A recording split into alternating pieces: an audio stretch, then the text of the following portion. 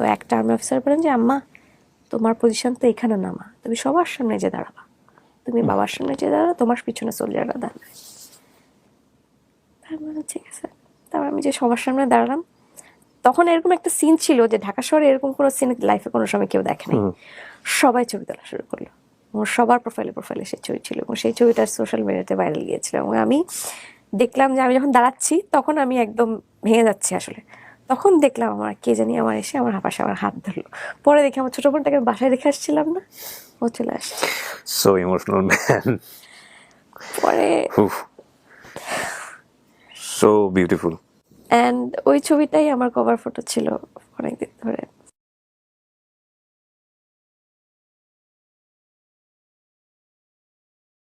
আসসালামু আলাইকুম প্রিয় দর্শক এবং শ্রোতা, বরাবরের মতো দোয়া এবং শুভকামনা জানিয়ে শুরু করছি ব্র্যান্ডিং বাংলাদেশের আরো একটি এপিসোড।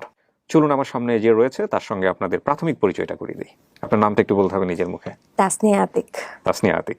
বয়স বলতে কোনো সমস্যা আছে? না, একদমই না। সার্টিফিকেটের বয়স 30, অরিজিনাল বয়স 89, 32। ওকে। আমার জন্ম, আমার বাবা যেহেতু আর্মিতে ছিলেন, আমার জন্ম হচ্ছে চিটাগং ক্যান্টনমেন্টে সিএমএইচে। প্রথম যেটা মনে আছে যে আমাদের দিঘিনালা নামে একটা এলাকা ছিল, পার্বত্য চট্টগ্রামের একটা এলাকা। সেখানে একটা এরকম আধা পাকা কিছু ঘর ছিল আর্মি অফিসারদের জন্য, তাদের ফ্যামিলিদের জন্য। সো ওইখানেই আমার ফার্স্ট মেমোরি। আমার মনে আছে যে এরকম একটা পিছনে বিশাল বড় উঠান, পিছে দিয়ে পাহাড় নেমে গেছে। আমাদের খাওয়া দাওয়া থেকে শুরু করে আমাদের ফ্রেশ মাছ একদম আব্বু পুকুর থেকে ধরে আনতো। এন্ড আমাদের গাছপালা ছিল আশেপাশে, আমাদের নিজেদের পুরো সবজির বাগান ছিল, আম্মু নিজের হাতে করা। সো ওই মেমোরি গুলাই আমার আপছাপছা মনে আছে যে আম্মু বাগান করছে, শিমের বাগান। শীতকালে আমি এরকম ছবিও আছে যে আম্মুর পাশে দাঁড়িয়ে আছি, আম্মু শিম ছিটছে, আমি পাশে দাঁড়িয়ে আম্মুর ঝুড়িটা ধরে আছি। এরকম অনেক মেমোরি আছে। আব্বু প্রথম একদম 3 বছর বয়স থেকে সব ধরনের রেকর্ডিং, ভিডিও রেকর্ডিং আমার লাইফে আছে। দ্যাটস মানে সামথিং ভেরি ডিফারেন্ট। আমি বলবো যে আমার লাইফের একটা অ্যাসেট এটা। সেই আমল থেকে রেকর্ডিং অনেক কিছু ওগুলো আছে আপনার কাছে? আছে। এই জিনিসগুলো আমি ক্যাসেটে ছিল ফার্স্টে, আমাদের যে টেপ ছিল ওই টেপে ছিল ফার্স্টে রেকর্ড করে। এত বড় বড় ক্যামেরা নিয়ে আসতো আব্বু অফিস থেকে। আমার মনে আছে যে ওইটাতে করে এসে একটা সোলজার, সে হচ্ছে আমি আব্বুর সাথে হাঁটতাম, সে দাঁড়া রেকর্ড করতো। একটা বই আছে, আমি যখন ছোট ছিলাম বইটার নাম। তো ওই বইটাতে আপনার একদম জন্মের পর থেকে কে কে দেখতে এসেছিলেন, কে কি দিয়েছেন, এন্ড আমি কোন শব্দটা প্রথম বলেছি, এন্ড আমার কি কি কোন আওয়াজ প্রথম বলেছি, কোন মা কবে বলেছি, বাবা কবে বলেছি, আমার প্রথম পেট কি ছিল, আমার কোন ইয়ে ছিল, সবগুলো ডিটেলসে লেখা আছে। এবং আমার হাতের ছাপ, পায়ের ছাপ, আমাকে মানে কত টাকা কে দিয়েছিল, কোন পয়সা, কোন আংটি, কোন এই সেই সবকিছু লেখা আছে। অসাধারণ একটা জিনিস, ডান বাই মাই ফাদার আর কি। আমার তো একেতে প্রিপারেশন খুব বেশি একটা ভালো না ম্যাট্রিকের আগে দিয়ে। তারপরে হচ্ছে আমার এক্স্যাক্টলি বাংলা দ্বিতীয় পত্র পরীক্ষা দেওয়ার সময় আমার এইখানে এই যে ডাকটা আছে এখানে, এইখানে একটা ছোট্ট একটা গুটলি হয়। তার ঠিক একদিনের মাঝখানে আমার পুরা গায়ে চিকেন পক্স, এবং আমি পুরা চিকেন পক্সের জন্য 4 দিন সিক ছিলাম। আমাকে ওই অবস্থায় একা আরেকটা হলে নিয়ে যে একা পরীক্ষা দিতে হয়েছে। নর্মালি তো এদিক ওদিক একটু জিজ্ঞেস করা যায় বা কথা বলা যায়, আমি একে তো খারাপ স্টুডেন্ট। তারপরে চিকেন পক্স আমাকে সিম্পলি সেপারেট করে দিল, একা এক হলে পরীক্ষা দিয়েছি। আমার ম্যাট্রিকের রেজাল্ট জঘন্য খারাপ। জঘন্য খারাপ বলতে কি রেজাল্ট? 3.9 হচ্ছে আউট অফ 5 এ যে আমি আটকে গেলাম। ওকে। এরপরে তো মানে প্রেশারটা তো আসলে ম্যাট্রিকের রেজাল্টের উপরে আপনার কলেজের ভর্তি হওয়ার একটা প্রেশার। এটা নিয়ে কিছু বলতো না বাসাতে? অবশ্যই বলতো। এবং আমার সবচেয়ে বেশি যে খারাপ লাগতো যে বিষয়টা, যে আব্বু আম্মু তো বলতোই, বাট আমরা যে সোসাইটিতে থাকতাম সেই সোসাইটিতেই first second girl, third girl, fourth boy এরা তো ছিলেন। তো তাদের জন্য আমি খুব বেশি মানে আমি একটা বস্তু ছিলাম যে এর মতো হওয়া যাবে না, যত জায়গাতে এরকম মতো খারাপ স্টুডেন্ট হওয়া যাবে না ভাই। আমার বাপ একটু লিবারেল ছিলেন আর কি। আমার বাবা আসলে, আম্মু এত কিছু না। আম্মু হচ্ছে কে পাশের বাসার কেউ একজন বলছে যে ওই রেজাল্ট খারাপ, এই তোর আজকে খবর আছে, তোর একদিন কি আমার একদিন, পিটায় ছাল তুলে দিবে। আমার মার কোনো না নাই আর কি, মায়েদের জন্য সে সবসময় একদম রেডি। আমি অঙ্কে খুব কাঁচা ছিলাম, খুব বাজে কাঁচা। কোনো সমস্যা নেই, আমার এখানে যারা আছে তারা মোটামুটি সবাই অঙ্কে কাঁচা থাকে। খুবই কাঁচা। এবং আমাকে আমার বাবা ডাক্তার বানাবে, নাইলে ফাইন্যান্সে পড়াবে, এখন কোনোটারই যোগ্য আমি না, ঠিক আছে। সো আমাকে তারপরও সে হায়ার ম্যাথস দিছে, ম্যাথস তো দিছেই, বায়োলজি দিছে, হায়ার ম্যাথস দিছে। ভাব বলা যে মেয়ে অঙ্কে কাছে, সেই হায়ার ম্যাথসে কি পাবে। মরবি যখন ভালো করে মর। ফেল টেল করানোর জন্য আমার বাবাকে প্রায় মানে কলেজে স্কুলে প্রেজেন্স দিতে হইতো, যে আপনার মেয়ে তো ডাব্বা মারছে, আসেন উত্তর দেন, কি হয়েছে আপনার মেয়ের, পড়াশোনা করে না কেন, হ্যান তেন। তো আমার বাবা একজন আর্মি অফিসার হয়ে যে বসে জবাবদিহিতা করতে হচ্ছে তাকে, সেটা সে খুব মানে ডিসগ্রেস ফিল করতো, খুব ডিসগ্রেস ফিল করতো, যে তোমার জন্য আমার বাবা, আমার জন্য কোনো সময় আমার বাপের যাওয়া লাগে না, তোমার জন্য আমার বারবার করে যাওয়া লাগে। তো এখন তা আবার আবেদন করতে হবে, কারণ 4 এর নিচে কোনো ওই স্কুলে পড়া স্টুডেন্টই নিবে না। এখন আমি কই যাব। আপনি কেন পাবলিকে পড়তেন? আমি তখন শহীদ আনোয়ারের লাস্ট, আমি 8 মাস ছিলাম স্কুলে। ওকে, মানে ওখানেই কলেজ আছে? ওইটা তো কলেজ আছেই, শহীদ আনোয়ারে তো কলেজ আছেই, আরো পাশে আদমজিও আছে। মানে আপনি কোথায় অ্যাপ্লাই করবেন সেটার জন্য হচ্ছেন না, বিকজ অফ আপনি 4 পান? আমাকে শহীদ আনোয়ারেই পড়তে হবে, এটাই ধারা ছিল আর কি, যে শহীদ আনোয়ারে 4 না পেলে নিবেন না। এখন আমার 3.94 আমার সিজিপিএ।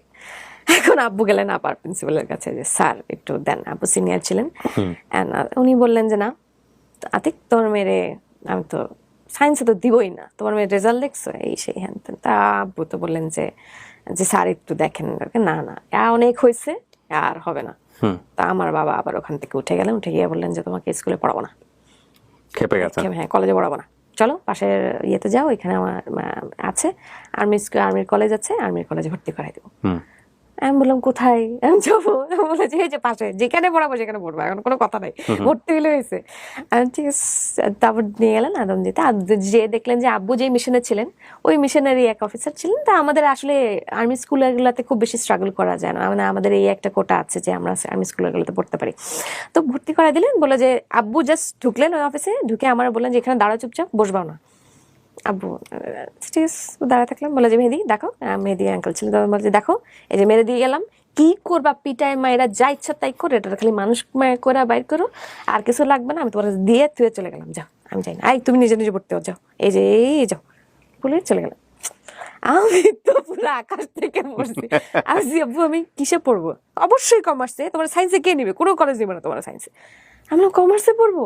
বলে হ্যাঁ, আমি তো সায়েন্সে ছিলাম সারা জীবন, আমি তো কমার্স কিছু বুঝবো না। কিছু করার নাই, যেমনি আসো সেমনি, আমি আর কিছু দেখতে পারবো না, সে এত চলে গেছে। আমি আব্বুকে আসলে রাগে এরকম দেখে অবস্থাটা পড়তে এলাম, একদম 0 থেকে স্টার্ট। তাহলে আমাকে বলেন, আপনি আমাকে উত্তরটা দেন, এই যে আমাকে হায়ার ম্যাথের টর্চার, এই যে বায়োলজির টর্চার গুলো সারা জীবনে করাইলেন, বাবা রিটায়ারমেন্টে যাচ্ছেন। So that is going nowhere. আব্বা এখানেই থাকবেন, আমরা ঢাকায় আলটিমেটলি সেটেল হব। সো আমার জন্য জিনিসটা আসলে একটা নতুন শুরু ছিল, যে এরপরে আর কোনো পোস্টিং হবে না, আমি কলেজটা অ্যাটলিস্ট এখানে শেষ করতে পারবো। কত সাল এটা? 2008 সাল, আদমজি 08 ব্যাচ। তো যেই জিনিসটা আসলে ব্রেক থ্রু দিয়েছিল আমার লাইফে, সেটা হচ্ছে ক্লাসে স্যার একদিন আসলেন এবং বললেন যে প্রিফেক্টের জন্য, মানে কলেজ ক্যাপ্টেনের জন্য হচ্ছে অ্যাপ্লাই করতে হবে, অ্যান করতে হবে। আমি সাহস করে ফেলি, অ্যান্ড আমি ভোটে প্রিফেক্ট হয়েও যাই। অ্যান্ড একটা 3.94 সিজিপির একটা মেয়ে এরকম 150 স্টুডেন্টের মাঝখানে কলেজ প্রিফেক্ট হয়ে যাওয়া, দ্যাট ওয়াজ সামথিং, যেটা আমি কখনো স্বপ্নেও চিন্তা করিনি সেই আমলে। সো এটা আমি এখনো বলি যে এটা আমার লাইফের একটা ব্রেক থ্রু ছিল, আমার লাইফটা চেঞ্জ হয়েছে একদম সেম ওই পয়েন্ট থেকে, একদম এক্স্যাক্টলি ওই পয়েন্ট থেকে। এটা আমি বলতে চাচ্ছিলাম, এখন এখানে কিন্তু মান সম্মানের ব্যাপার, যা কিছু হোক, এই যে এতগুলো মানুষের রিপ্রেজেন্টেটিভ তুমি, রেজাল্ট খারাপ মানে শেষ। কলেজ লাইফ একমাত্র লাইফ যেখানে আমাকে কোনোদিন আমার বাবার কলেজে আসতে হয়নি, এবং প্রত্যেকটা টার্ম পেপারে পাস, আর কোনো কিছু না। এটা হচ্ছে একটা মানে লেজেন্ডারি ঘটনা। যাই হোক, সো কলেজের থেকে বেরোলাম, একটুর জন্য মিস করেছি, বাট আমার বাবা খুব মোর দেন হ্যাপি। 4.9 পেয়ে আমি আদমজি থেকে বের হই। অ্যান্ড তারপরে যে শুরু হয় হচ্ছে আমার বাবার, এই তোমাকে এখন ঢাকা বিশ্ববিদ্যালয় আইবিএ এই যেতে হবে, এখন ভর্তি পরীক্ষা। আমার বাবার ইচ্ছে ছিল আমি ফাইন্যান্সেই পড়বো, আমাকে ফাইন্যান্সেই পড়তে হবে, সেটা হচ্ছে আমাকে সে বারবার করে বলেছিলেন যে আমার শখ ইচ্ছা যে তুমি ফাইন্যান্সে পড়বা, ফাইন্যান্সে গ্রাজুয়েট হবা। আমার কোচিং এ উনি পড়াতেন। হ্যাঁ পড়াতেন। অ্যান্ড অদ্ভুত ভাবে যে মানে প্রথম দেখাতেই মনে হলো হ্যাঁ ক্লাসে আসলে এতদিন কোথায় ছিল, এরকম ব্যাপার স্যাপার। হ্যাঁ, তখন এই যে কিছু জিনিসের কোয়েশ্চেন আমি আসলে ইন্টারমিডিয়েটের টাইমে আমি যত পড়াশোনা করেছি আমার পুরো বই মুখস্থ, মানে আমি মানে পুরো বই চ্যাপ্টার ধরে আমার মুখস্থ থাকতো। ম্যানেজমেন্ট বলে উনি ম্যানেজমেন্ট পড়াতেন, তো ম্যানেজমেন্টে আমি অলরেডি পাওয়া, আমার পুরো বই মুখস্থ। সো ক্লাসের এরকম ক্লাস স্যার অ্যাবসেন্ট থাকলে আমি যে ক্লাসে মাঝে মাঝে নোট লিখতাম, এরকম করতাম। আমি এই লেভেলের প্রো ছিলাম ম্যানেজমেন্ট, তো উনি ম্যানেজমেন্ট পড়াতেন। তো প্রথম দিন থেকেই আসলে দেখেই ভালো লাগে, প্রথম দেখাতেই ভালো লাগা তাকে। অ্যান্ড আমি কয়েকটা ক্লাস করার পর আসলে তারপরে দেখলাম যে আমার হাত আর উঠে না নার্ভাসনেসের চোটে। আমি কিন্তু সব জানি উত্তর। ও বুঝতো, মানে টিচার বুঝতো? টিচার তো বুঝছে, ফার্স্টে আমাকে পরে যে আমাকে পরে বলেছে। আচ্ছা, ওকে, ফাইন, স্টেপ বাই স্টেপ যাই হোক। সো আমি যেই কারণটা হচ্ছে আমি আরো বেশি ইয়ে হয়ে যাই, এই ঠিক ঈদের ছুটির আগেই হচ্ছে কোচিং ছুটি ছিল, ছুটি দিল। তখন হচ্ছে আমি তাকে হঠাৎ করে আর কি সবাই জিজ্ঞেস করছিল যে আপনি ঈদের সময় স্যার আমাদের সাথে দেখা করেন, আমাদের সাথে একটু গেট টুগেদার করেন, আমরা ঈদের সময় ইউনিভার্সিটি স্টুডেন্ট তখন? ইউনিভার্সিটি উনি ফাইন্যান্সে পড়তেন, এটা একটা কারণ। ও ফাইন্যান্স। তো আরেকটা এজন্য বাবাদের বেশি জোরাজুরি করতে না, অনেক সময় মিসগাইডেড হয়ে যেতে পারে। এটাই না। তো আমি হচ্ছে যখন অ্যাকচুয়ালি ক্লাসে সবাই বলছিল যে স্যার কোথায় যাবেন, তো উনি বলছে যে আমি তো আমাকে ঢাকায় পাবেন না, আমি তো খুলনায় যাব। এখন আপনি বলেন, আমিও তুই দিয়ে খুলনা যাবো দাদা বাড়িতে আমার? আমি তো মানে এখন তো কথা না বলে করা যায় না উমা। এখন তারপর আমি তাড়াতাড়ি ক্লাস থেকে বেরোই। আমি 3 দিন ধরে চেষ্টা করলাম, যে আগের থেকে 3 দিন ধরে চেষ্টা করছিলাম যে তার সাথে কথা বলে। প্রতিদিন ক্লাস থেকে বেরোয় আমি এরকম আটকা থাকতাম, এক পাও আগাইতে পারতাম না ভাই, মানে আমার মনে হতো পাটা আমি উঠাতে পারতেছি না, এরকম দাঁড়ায় আছে কিন্তু সামনে। সো এরকম হয়তো মানে মেজর ক্রাশ ভাই। সো আমি তারপর আস্তে আস্তে তার সাথে কথা বলি, সে আস্তে আস্তে কথা বলি মানে কি? ফার্স্ট কি বলেন? ডিরেক্টলি যে খুলনা কোথায় যাবেন? হ্যাঁ, আমি বললাম ভাই আপনি খুলনায় কোথায় থাকেন ভাই? আমি তো থাকি যে এলাকায়। আমি তো এলাকায় থাকি। হাই হাই, এখন কি হবে? আর খুলনা শহরটা খুব ছোট্ট একটা শহর না, এন্ড এই শহরে একজনকে চেনা খুব অস্বাভাবিক কিছু না। সো এটাই তো একটা বড় ব্যাপার। সো একে তো সে আইডল মানুষ, সে ফাইন্যান্সে পড়ছে যেখানে আমার অ্যাকচুয়ালি পড়ার কথা। তো হচ্ছে আমি তার সাথে কথা বলা শুরু করি, এন্ড আমি ফার্স্ট জিজ্ঞেস করি যে ভাই আমার তখন ফেসবুক নাই। ওকে। তার ফেসবুক আছে। ফেসবুক কি আমি জানিও না, 2008 সালে পর্যন্ত আমার কোনো আইডিয়াও নাই যে ফেসবুক কি কোথায়। এন্ড তাকে আমি জিজ্ঞেস করলাম, তখন আছে আমাদের Yahoo chat rooms and messenger বহুত কাহিনী। তো ওই সময় আমি জিজ্ঞেস করলাম ভাই আপনার কি ইমেল আইডি আছে? বলে হ্যাঁ ইমেল আইডি আছে, ফেসবুক আছে। ফেসবুক কি আল্লাহ যা, আমি তো বুঝি না। ও আচ্ছা, ইমেল আইডিটা দিয়েন ভাই, আমি তাহলে দরকার হলে নোট লাগলে আপনাকে বলবো। হ্যাঁ ঠিক আছে লেখেন, নেন, আমাকে অ্যাড করে নিন। ইয়াহু মেসেঞ্জারে অ্যাড করে কি করে? আসলে তুমি ফেসবুকে অ্যাড করতে বলছিলেন, আমি তো বুঝি নাই। যাই হোক, তো বাসায় যেয়ে আমি নিলাম, নিয়ে আমি বাসায় যে ছোট বোনকে বললাম যে ভাই সামিয়া ফেসবুক কি? ফেসবুক নাই তোমার? আমার বোন কিন্তু আমার 6.5 বছরের ছোট। ফেসবুক নাই? তুমি খ্যাত? বললাম ফেসবুক কি জিনিস ভাই? বলে কি তুমি চলো তোমাকে ওপেন করে দিই। আমি ঠিক আছে ওপেন করে দাও। তারপরে আমি তাকে ফার্স্ট টাইম সে ওপেন করছে, তো আমি হচ্ছে ইয়াহু মেসেঞ্জারে তাকে মেইল পাঠালাম, দেখলাম কোনো রিপ্লাই নেই। আসলে মানুষজন তখন ইয়াহুতে অলরেডি ইনঅ্যাক্টিভ, মানুষ ফেসবুকে ডাইভার্ট হয়ে যাচ্ছে। সো তারপরে ফেসবুক ওপেন করার পরে তাকে আমি মেসেজ পাঠায় রাখছি। সো ইয়াহু মেসেঞ্জার এরকম কয়েকদিন হয়েছে যে সে দেখেই নেই। তা আমি খুব আপসেট ছিলাম যে ইমেল আইডি দিল নিজেই, আবার রিপ্লাই দিল। অ্যাড্রেস কি করতেন, স্যার অথবা ভাইয়া? ভাইয়াই বলতো। তো রিপ্লাই দিল না, আমি খুব আপসেট ছিলাম। তারপরে যেটা হলো যে ফেসবুকে অ্যাকাউন্ট ওপেন করেই তাকে রিকোয়েস্ট আগে পাঠানো হয়েছে, একটা প্রোফাইল পিকচার দিয়ে, আর কিছু নেই প্রোফাইল। তো উনি 3-4 দিন পরে আমি আবার চেক করলাম, আমার তখন বাসায় নেট ছিল না, নেট ছিল বাট খুব স্লো। আমার যখন সাইবার ক্যাফেতে যাই তারপরে আমার করতে হয়েছে এটা। সো করলাম, তারপর একদিন পরে আমি আবার একদিন পরে সাইবার ক্যাফেতে গিয়ে আবার চেক করলাম, তখন সে আবার রিপ্লাই দিল যে হ্যালো হাই, কি ব্যাপার নতুন মানে প্রোফাইল ওপেন করে মেসেজ দেওয়া হয়েছে মনে হয়। আমি বললাম কি করে বুঝলো? কি করে বুঝলো? কোনো আইডিয়া। কি পরিমাণ এক্সপার্ট চিন্তা করে। কি করে বুঝলো নতুন প্রোফাইল? আমি জানি না, নো নলেজ আসলে। যাই হোক, তারপরেই কথাবার্তা শুরু, এন্ড কথাবার্তা 3-4 দিন। আমার তখন আমি যখন 4.9 পাই আমি কলেজে, আব্বু তখন আমাকে একটা N95 কিনে দেয় প্রথম। অ্যাকচুয়ালি একটু ফাস্ট N95 নোকিয়ার ছিল না? এটা নোকিয়ার ছিল, অনেক অনেক দামি এবং পপুলার ওই সময়। ওই নোকিয়াটার থেকেই হচ্ছে আমি তাকে মেসেজ দেওয়া শুরু করি। নোকিয়াটাতে অনেক কষ্ট করে গুতায় টুতায়, নেট তো খালি ঘুরে না, খালি ঘুরে, কোনো ফেসবুকের পেজ কি মেসেঞ্জার কিছুই আসে না। তো যেইভাবে কষ্ট করে করে তাকে একটা করে মেসেজ পাঠাইতাম ওই নোকিয়া থেকে, সে তারপরে রিপ্লাই দিত। অ্যান্ড ওই তারপর আর পারতাম না, তারপর মনে হচ্ছে বান্ডাল মেসেজ কিনে তাকে মেসেজ পাঠানো শুরু করলাম। এয়ারটেলের ধরেন বা অন্যান্য অপারেটরের 1000-2000 মেসেজ পাঠাইতেই থাকে, সেও পাঠাতে থাকে। এরকম করতে করতে আস্তে আস্তে উই গট ক্লোজ। অ্যান্ড তো খুলনায় আমরা প্রতি বছর হচ্ছে রোজার ঈদটাতে মাস্ট এটা আমরা যেতামই। তো ওই সময় যেটা হচ্ছিল যে আমি তাকে বলেছিলাম অলরেডি যে আমি কিন্তু অমুক দিন অমুক সময় এই জায়গায় নামবো, রয়্যালের মোড়ে নামবো। যেটা হচ্ছে যে ওই সময় আমি বলছিলাম যে তুমি তো দাঁড়ায় থাকো, আমি তো মানে তুমি চলে গেছে। হ্যাঁ, তুমি গেছে অলরেডি মোটামুটি। যে কিন্তু বেশি দিন কথা হয়নি, কিন্তু 7-8 দিনেই হচ্ছে আমি তো শেষ ভাই, আমার তো কোনো মানে কন্ট্রোল নাই ইমোশনের উপরে, আমি পুরো একদম গেছে। আমার হাবুডুবু খাওয়া অবস্থা, হাবুডুবু খাওয়া লাইফের প্রথম একটা এরকম একটা এর লেভেলের ক্রাশ ভাই আমি লাইফে কোনোদিন খাই নাই। বা এই টাইপের ইমোশন গুলা যেরকম হতে পারে, এরকম কোনো আইডিয়া, ভয়ঙ্কর হতে পারে, কোনো আইডিয়া ছিল না। সো আমি তাকে যে জিনিসটা বললাম যে তুমি একটু দাঁড়াও, আমি তোমাকে জাস্ট দেখি, কারণ এই যে বয়ফ্রেন্ড হিসাবে তো কোনো সময় দেখি নাই, আগে তো স্যার হিসাবে দেখছি, একটু বয়ফ্রেন্ড হিসাবে এক নজর দেখতে চাই। সো আমি তাকে বললাম, সে ওই সময় রয়্যালের মোড়ে দাঁড়ায় ছিল, আমি নামলাম, সে দেখলো, তারপর চলে গেলাম। এটা হচ্ছে আমার তার সাথে অফিসিয়াল ফার্স্ট চোকাচোকি আর কি। তারপরে সে চলে গেল। অ্যান্ড তারপরে আমরা এখন দাদা বাড়িতে, আসলে আমি মাত্র তখন ইউনিভার্সিটিতে ঢুকিনি, ওই সময় একটা আমাকে তখনও কন্ট্রোলে রাখা হতো। আমার বাবা মা কখনো আমাকে মানে ভাবে ছেড়ে দিতেন না, বা সবসময় একটা না একটাকে রেখে দিতেন। বিশেষ করে সামিয়া সবসময় লেট ছিল, আমার ছোট বোন, ওকে সব জায়গায় বড় আপু যাও, কোথায় কি করে খালি বলবা বাসায় এসে। তো কোনো দিকে যাওয়ার ছিল। সামিয়া কিছু কিছু জিনিস একটু লুকাতে পারতো, ভালোই লুকাতে পারতো, বাট হচ্ছে ছোট তো যাই হোক। তো আমি হচ্ছে তার সাথে দেখা করি। আমার মনে আছে যে আমরা ভৈরব নদী আছে খুলনাতে, তো আমাকে প্রথম দিন নিয়ে ওইখানে আমরা ভৈরব নদীতে আমাকে নৌকায় উঠে দিয়েছিল, এবং আমি খুব মানে হতভম্ব হয়ে গেছিলাম যে খুলনায় এরকম একটা সুন্দর জায়গা আছে। এন্ড ওইখানে প্রথম আমি বলি যে আমি তোমাকে পছন্দ করি। আমি ডাইরেক্ট জিজ্ঞেস করি তুমি কি আমাকে পছন্দ করলে আমাকে বলো, নাহলে আমার অবস্থা খুব খারাপ ভাই, আমি চলে যাবো। আমি নদীতে ঝাঁপ দিচ্ছি ভাই এখন। তারপরে বলছে না, আমিও আসলে তোমাকে পছন্দ করি।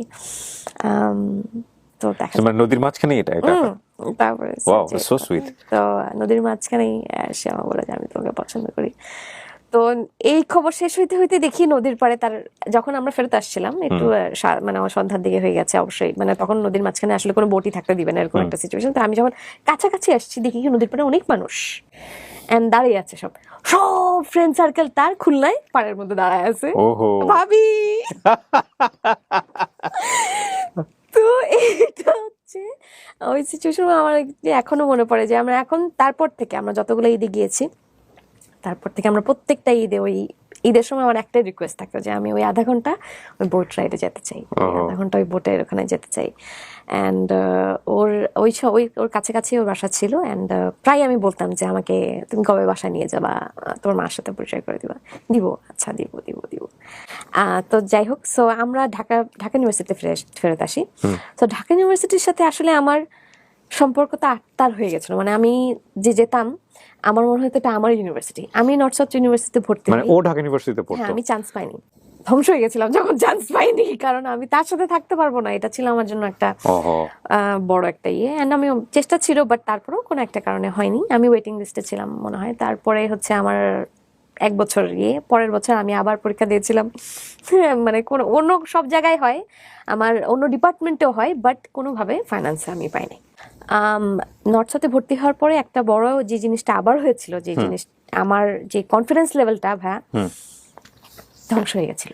কারণ হচ্ছে আমাদের এই কালচারটা আছে ইউনিভার্সিটিগুলোতে, দেখবেন যে কিছু মানুষের বেসিক খুব ভালো থাকে, তারা ইংলিশে সবকিছু বলতে পারে, শুনতে পারে। যারা ইংলিশ মিডিয়ামে থাকে তাদের ইংলিশ কিন্তু বেসিক খুব ভালো থাকে।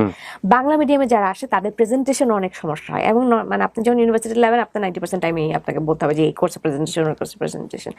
আমি প্রেজেন্টেশনে সবচেয়ে ওয়ার্স্ট ছিলাম, কথাই বলতে পারতাম না। আচ্ছা, তো আপনি কোন সাবজেক্টে পড়লেন? আমি ফাইন্যান্সেই পড়েছি। ফাইন্যান্সে পড়লেন, নর্থ সাউথে পড়লেন? ওকে।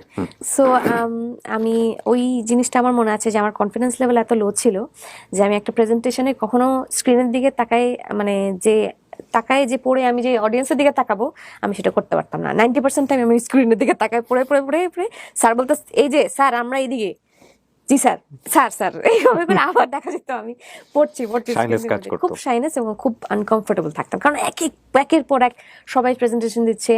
আমি আসলে আমার প্রবলেমটা ছিল হচ্ছে আমি ওটা মাথায় নিয়ে বসে থাকতাম যে আমি তো বাংলা মিডিয়ামে, আমি তো পারি না, আমার তো একটু প্রবলেম। এবং ক্লাসে এরকম একটা মানে আলাদা এরকম টিমে হয়ে যেত যে বাংলা মিডিয়াম ইংলিশ মিডিয়াম, এরকম এই ডিফারেন্সিয়েশনটার কারণে আমার কনফিডেন্স লেভেল একটু লো হয়ে যেত। যেই কাজটা আমি শুরু করি যেটা হচ্ছে যে যত রকমের ফ্রিল্যান্সিং পসিবল, 300 টাকা থেকে পেপারে লেখা, 300 টাকা দিতে আমাকে একটা পেপারের 300 ওয়ার্ডের জন্য, ওটা 300 টাকা করে উঠাইতে হবে। মানে এই টাকাটা আপনার দরকার বিকজ বাইরে যাবেন আপনি? বিকজ আমি হচ্ছে ওই টাকাটা জমিয়ে যাতে সেমিস্টার শেষে দেশের ভিতরে কোথাও হয়তো ছোটখাটো একটা ট্যুর দিতে পারি। হঠাৎ করেই আমি যখন সেকেন্ড ইয়ারে পড়ি তখন একরকম একটা সুযোগ আসে যে ফুড ফেস্টিভ্যালে আমার একটা কনসেপ্ট আসে, ফুড ফেস্টিভ্যালে বিশাল বড় একটা ফুড ফেস্টিভ্যাল অ্যারেঞ্জ করবো। সো সেখান থেকেই আমি আসলে বাবাকে বলি তখন যে আব্বু আমি এরকম একটা ফুড ফেস্টিভ্যাল অ্যারেঞ্জ করতে চাই, বলে কি এটার জন্য বিশাল বড় ফান্ড লাগবে, এই লাগবে সেই লাগবে, তুমি কোথা থেকে ম্যানেজ করবে? সেটা আমি দেখবো, তুমি খালি আমাকে জায়গাটা ম্যানেজ করে দাও।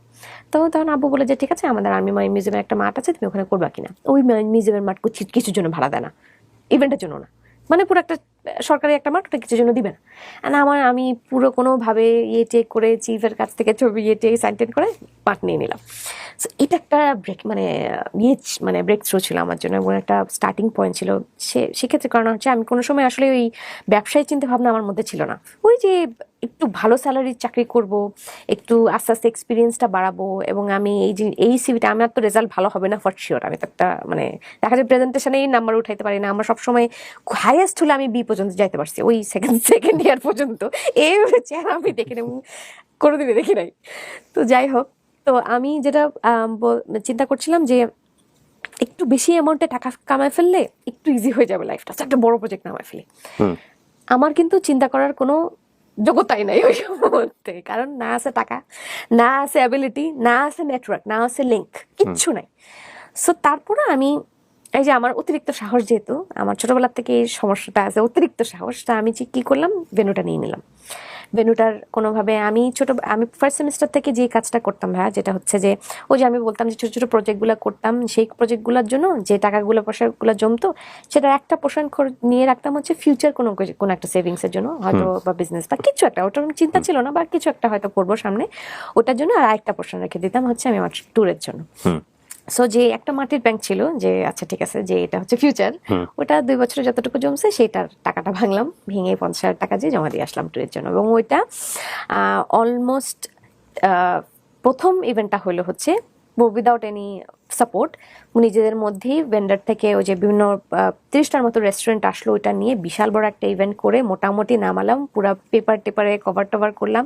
ওইটার থেকেই রেস্টুরেন্টে যে রেন্টগুলো দিয়ে এসেছিলো ওইটার থেকেই সব কিছু ম্যানেজ করে পুরো ইভেন্টটা সাকসেসফুলি নামালাম। ওটা বাংলাদেশের প্রথম ফুড ফেস্টিভ্যাল হলো, সবচেয়ে লার্জেস্ট পাবলিক ইভেন্ট প্রথম। এটা 2012 সালের ঘটনা। তো এটা করে নামিয়ে ফেললাম। এরপরে হচ্ছে কনফিডেন্স লেভেলটা একটু সুপার হাই একদম এনার্জেটিক। ইন দ্য মিনটাইম কি প্রেম সবকিছু চলতেছিল ঠিকমতো? হ্যাঁ, এটার মধ্যে আমি ফ্যামিলিতে জানতো বিষয়টা, ফ্যামিলিতে জানাজানি হলো না আমার যে অবস্থা। হ্যাঁ, আমি আসলে যে কাজ করতেছে ঠিকই, বাট আমার মাথা ওই যে ঢাকা ইউনিভার্সিটিতে, কখন ঢাকা ইউনিভার্সিটিতে যাব, আমি তার সাথে দেখা করতে যাব, বা আমার এরকম ছিল যে আমাকে নর্থ সাউথের মানুষজন দেখতো না, আমি ঢাকা ইউনিভার্সিটিতে। আর মজার ব্যাপার ছিল যে আমরা যে আলাদা করে দেখা করবো ব্যাপারটা তা ছিল না। আমরা হচ্ছে সবসময় কমিউনিটি নিয়ে থাকতাম, আড্ডা বা মধুর ক্যান্টিনে আড্ডা, লাইব্রেরিতে আড্ডা, এইখানে আড্ডা, টিএসসিতে কোনো একটা প্রোগ্রাম হলে আমি যাব না তা তো হয় না, ফারিয়া তো আসতেই, মানে আমার ডাকনাম ফারিয়া, ফারিয়া নামে ডাকতো। সো ফারিয়া তো আসতেই হবে।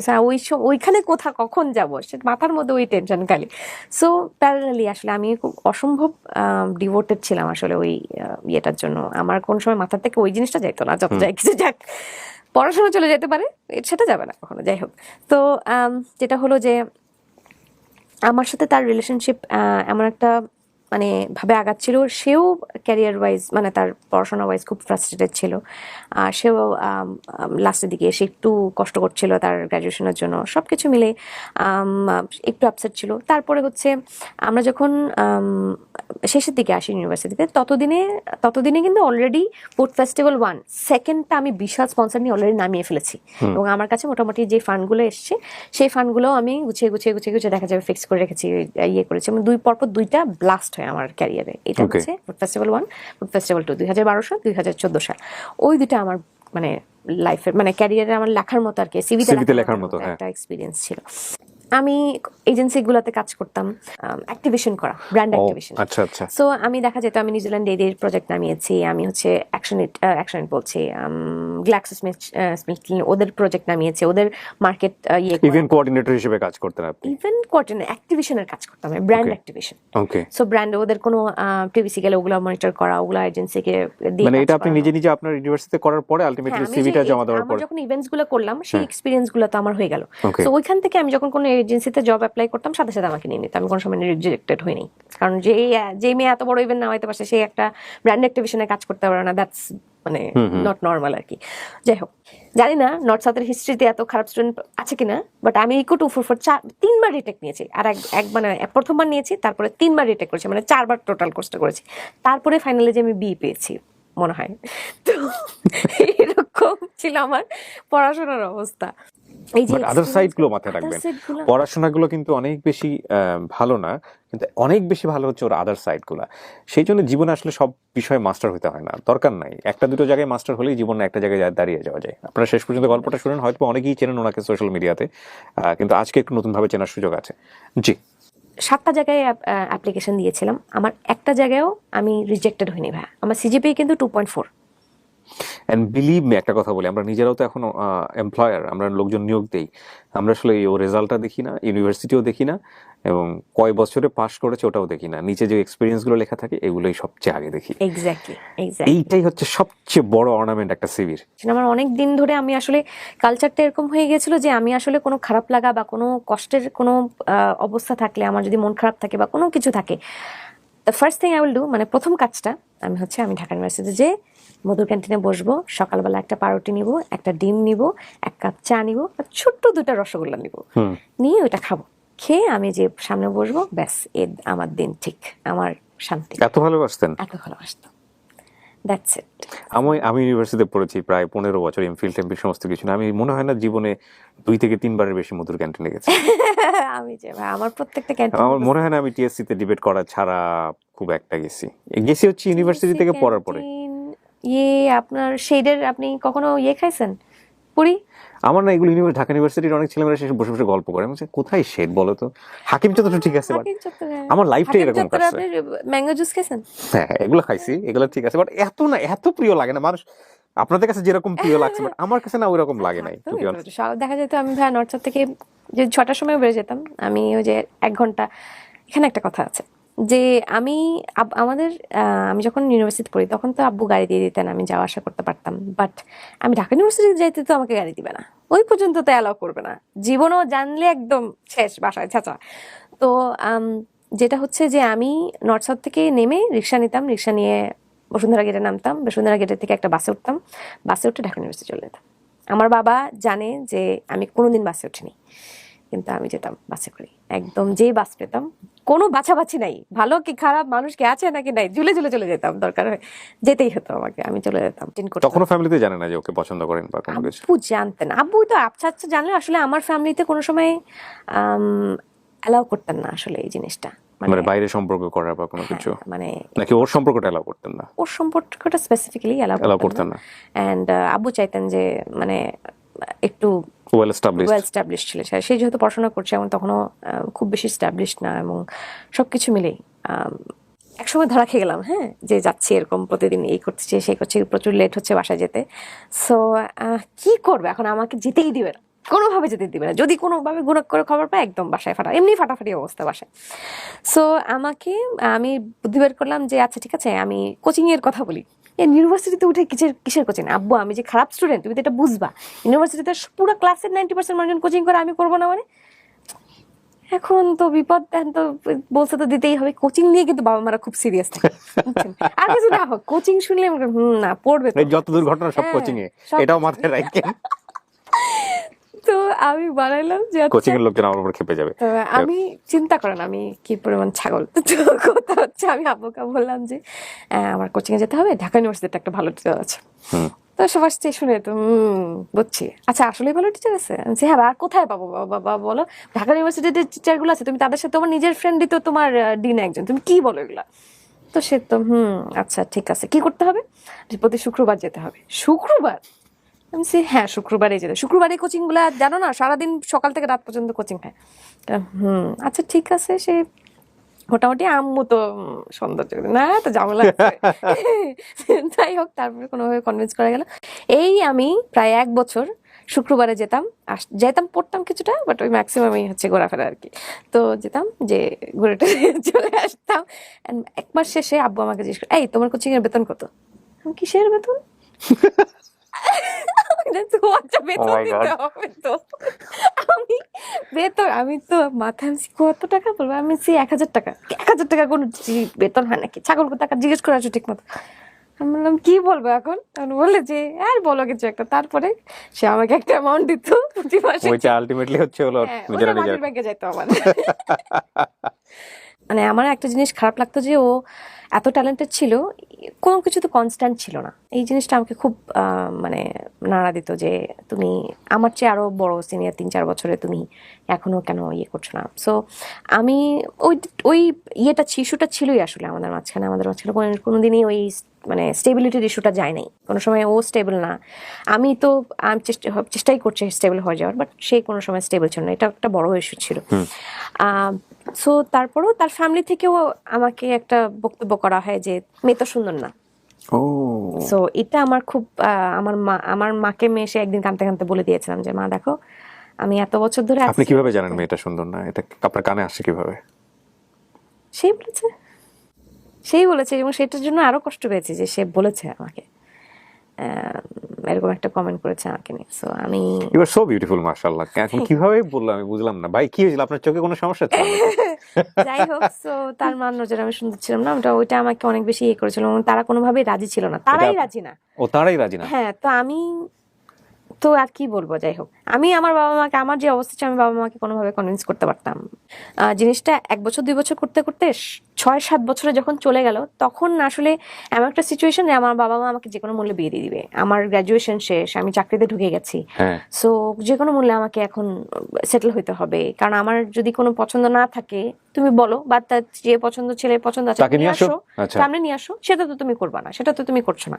ওকে আসতেছিল না আপনার ফ্যামিলিতে? It's very strange. Very strange. এবং আমাকে কোনো সময় নিয়ে যায় নাই তাদের বাসায়, এবং আমি খুলনায় থাকতাম প্রতি বছর, তার সাথে আমার ঈদে দেখা হইতো। তো নেভার হ্যাপেন। আপনি এই জিনিসগুলো জিজ্ঞেস করতেন না যে কেন এটা, কেন নিচ্ছ না, কি সমস্যা? আজকে কালকে এরকম করে করে 6-7 বছর চলে গেছে। তো তারপরে আমি হতাশ হয়ে গেছিলাম আসলে। ওই সময় আমি তাকে যে কিছু বলবো, আমার আসলে বলতে ইচ্ছা হতো না। আমি একটু একটু করে আমি আসলে স্কিপ করার চেষ্টা করতাম। আমি আমার কাজে ব্যাক করার চেষ্টা করতাম, বাট ওটা নিয়ে আমি খুব কষ্ট পেতাম। তো বাবা মার 25তম অ্যানিভার্সারি যেদিন হয়, সেদিন সব বন্ধু বান্ধব, আব্বুর কোর্সমেটরা আসেন, তাদের ওয়াইফরা আসেন, সবাই আসেন। সে যে কেকটা বানানো হচ্ছিল, সেই কেকটা আমি নিজের হাতে বানাই। একটা বউ আর একটা ইয়েটার ছবিও আছে আমার কাছে, একটা বউ আর একটা জামাইয়ের একটা ইয়ে নিয়ে। আমি নতুন নতুন ফন্ডেন্টের, আমি কিন্তু বেকিং খুব ভালো ছিলাম ছোটবেলা থেকে। তো আমি বিভিন্ন কোর্স করি, মাঝখানে আমার এই জিনিসগুলো খুব যে যখনই কোনো কিছুতে যাই, সেটার জন্য স্পেশালাইজড করার জন্য কিছু না কিছু করে রাখি। আচ্ছা, এটা একটু রিসার্চ, অথবা এটার একটা কোর্স, ওটার একটা কোর্স। সো যাই হোক, সো এটার একটা ওই প্রথম কোর্সে কেক প্র্যাকটিস করছিলাম কয়েকদিন ধরে। আব্বু প্রতিদিন রাতে এটা উঠে দেখতো যে 4টা-5টা পর্যন্ত আমি কেকের কাজ করছি বসে বসে, শখের কিন্তু এটা। সো ওই কেকটা আমি বানাই, এন্ড আব্বু সব কোর্সমেটদের ডাকেন, এন্ড সবাই আসে, সবাই মিলে কেক কাটা হয়। অ্যান্ড সে তখন বলেন যে আমি সবাইকে একটা কথা বলতে চাই, আমার মেয়ে হচ্ছে মাত্র গ্র্যাজুয়েশন শেষ করলো, সবাই ওকে একটা দোয়া দিও। অ্যান্ড আমি খুব প্রাউড যে আমার মেয়ে গ্র্যাজুয়েট। এটা নিয়ে খুব বলছিলেন। তো আগস্টের 7 তারিখের কথা। তারপরে আব্বুর সাথে এই যে এইসব জিনিস নিয়ে আমার বাবা আবার খুব ওপেন। যখনই বাট পার্সোনাল লাইফে যখনই কোনো কথা বলতে হবে, সে চুপ, সে কোনো কথা বলবে না। পার্সোনাল যত যা কিছু হোক, রিলেশনশিপের ব্যাপার হোক, বিয়ে নিয়ে কথা হোক, আম্মুকে বলবে, আমাকে বলবে না। সো এইটা নিয়ে একটু মনোমালিন্য চলছিল, বিকজ আমি পছন্দেই বিয়ে করতে চাই, সে দিবে না, অ্যান্ড কোনোভাবেই হবে না, এটা রাজি না, সে কোনোভাবেই ইয়ে হবে না। বলছে যে আমি মানে এরকম চলতে থাকলে আমি মরেই যাব, তোমার আর বিয়ে হবে না, এরকম কথাবার্তা বলছিল। যে আমার আমার খুব খারাপ লাগছে, আমার খুবই কষ্ট পেয়েছি আমি। ততদিনে আমি তাকে ফোন করে অলরেডি বলে দিছি যে আসলে আমার মনে হয় না তোমার ফ্যামিলি থেকে ইয়ে হবে, আর আমি পারবো না এভাবে, দরকার হলে আমি বিয়েই করবো না, বাট আমি এভাবে থাকতে পারবো না। এভাবে একটা আশা নিয়ে 8 বছর ধরে আমি বসে আছি, তুমি 7 বছর ধরে বসে আছি আমি এভাবে চলতে পারবো না। তারপর তখন থেকে আমার তার সাথে একটু কথাবার্তা আমি একটু কম বলতাম, বা দূরত্ব তৈরি হচ্ছিল। তৈরি আমি নিজেই করে ফেলছিলাম। আমি একটু মানে আমার বিকজ আপনি ফিউচার দেখতে পাচ্ছিলেন না, কষ্টের থেকে আমি করে ফেলছিলাম না, আসলে আমি পারতেছিলাম না। এবং আশেপাশের বিভিন্ন মানুষ, তার রিলেটেড আমাকে ফোন দিতাম, বলতাম যে এই আসলে সিচুয়েশন, আমি কি করবো এখন। এখন শোন ভাই, আমি এর আগেও কয়েকবার চাকরির অ্যাটেম্প নিয়েছি, বাট আমি কোনো জায়গায় 4 মাসের বেশি টিকতে পারি না। এক্সপিরিয়েন্স আছে 4 মাস, বাট 4 মাসের বেশি আমাকে কোনোদিন আমাকে একটা চাকরিতে রাখতে পারেনি। গতানুগতিকও যে 7টা টু 5টা বা 9টা টু 5টা যে টাইমটা, ওইটা করলে আমার সোশ্যালাইজেশনের টাইমটা থাকে না, এনার্জি থাকে না। আপনি বললেন বলে আমি বলি, আমি মাঝখানে 1 মিনিটের সময় নিচ্ছি। আমার কেন জানি মনে হচ্ছে যে 8টা টু 5টার যে জবটা আছে, হ্যাঁ মানে এই 8টা টু 5টার জবটা আসলে এক ধরনের মানুষের জীবনের সবচাইতে বড় অপচয় হলো 8 to 5। যারা ক্রিয়েটিভ, যারা কাজ পারে, অফিসে 1 ঘন্টা 2 ঘন্টা সময় দিলেই এনাফ।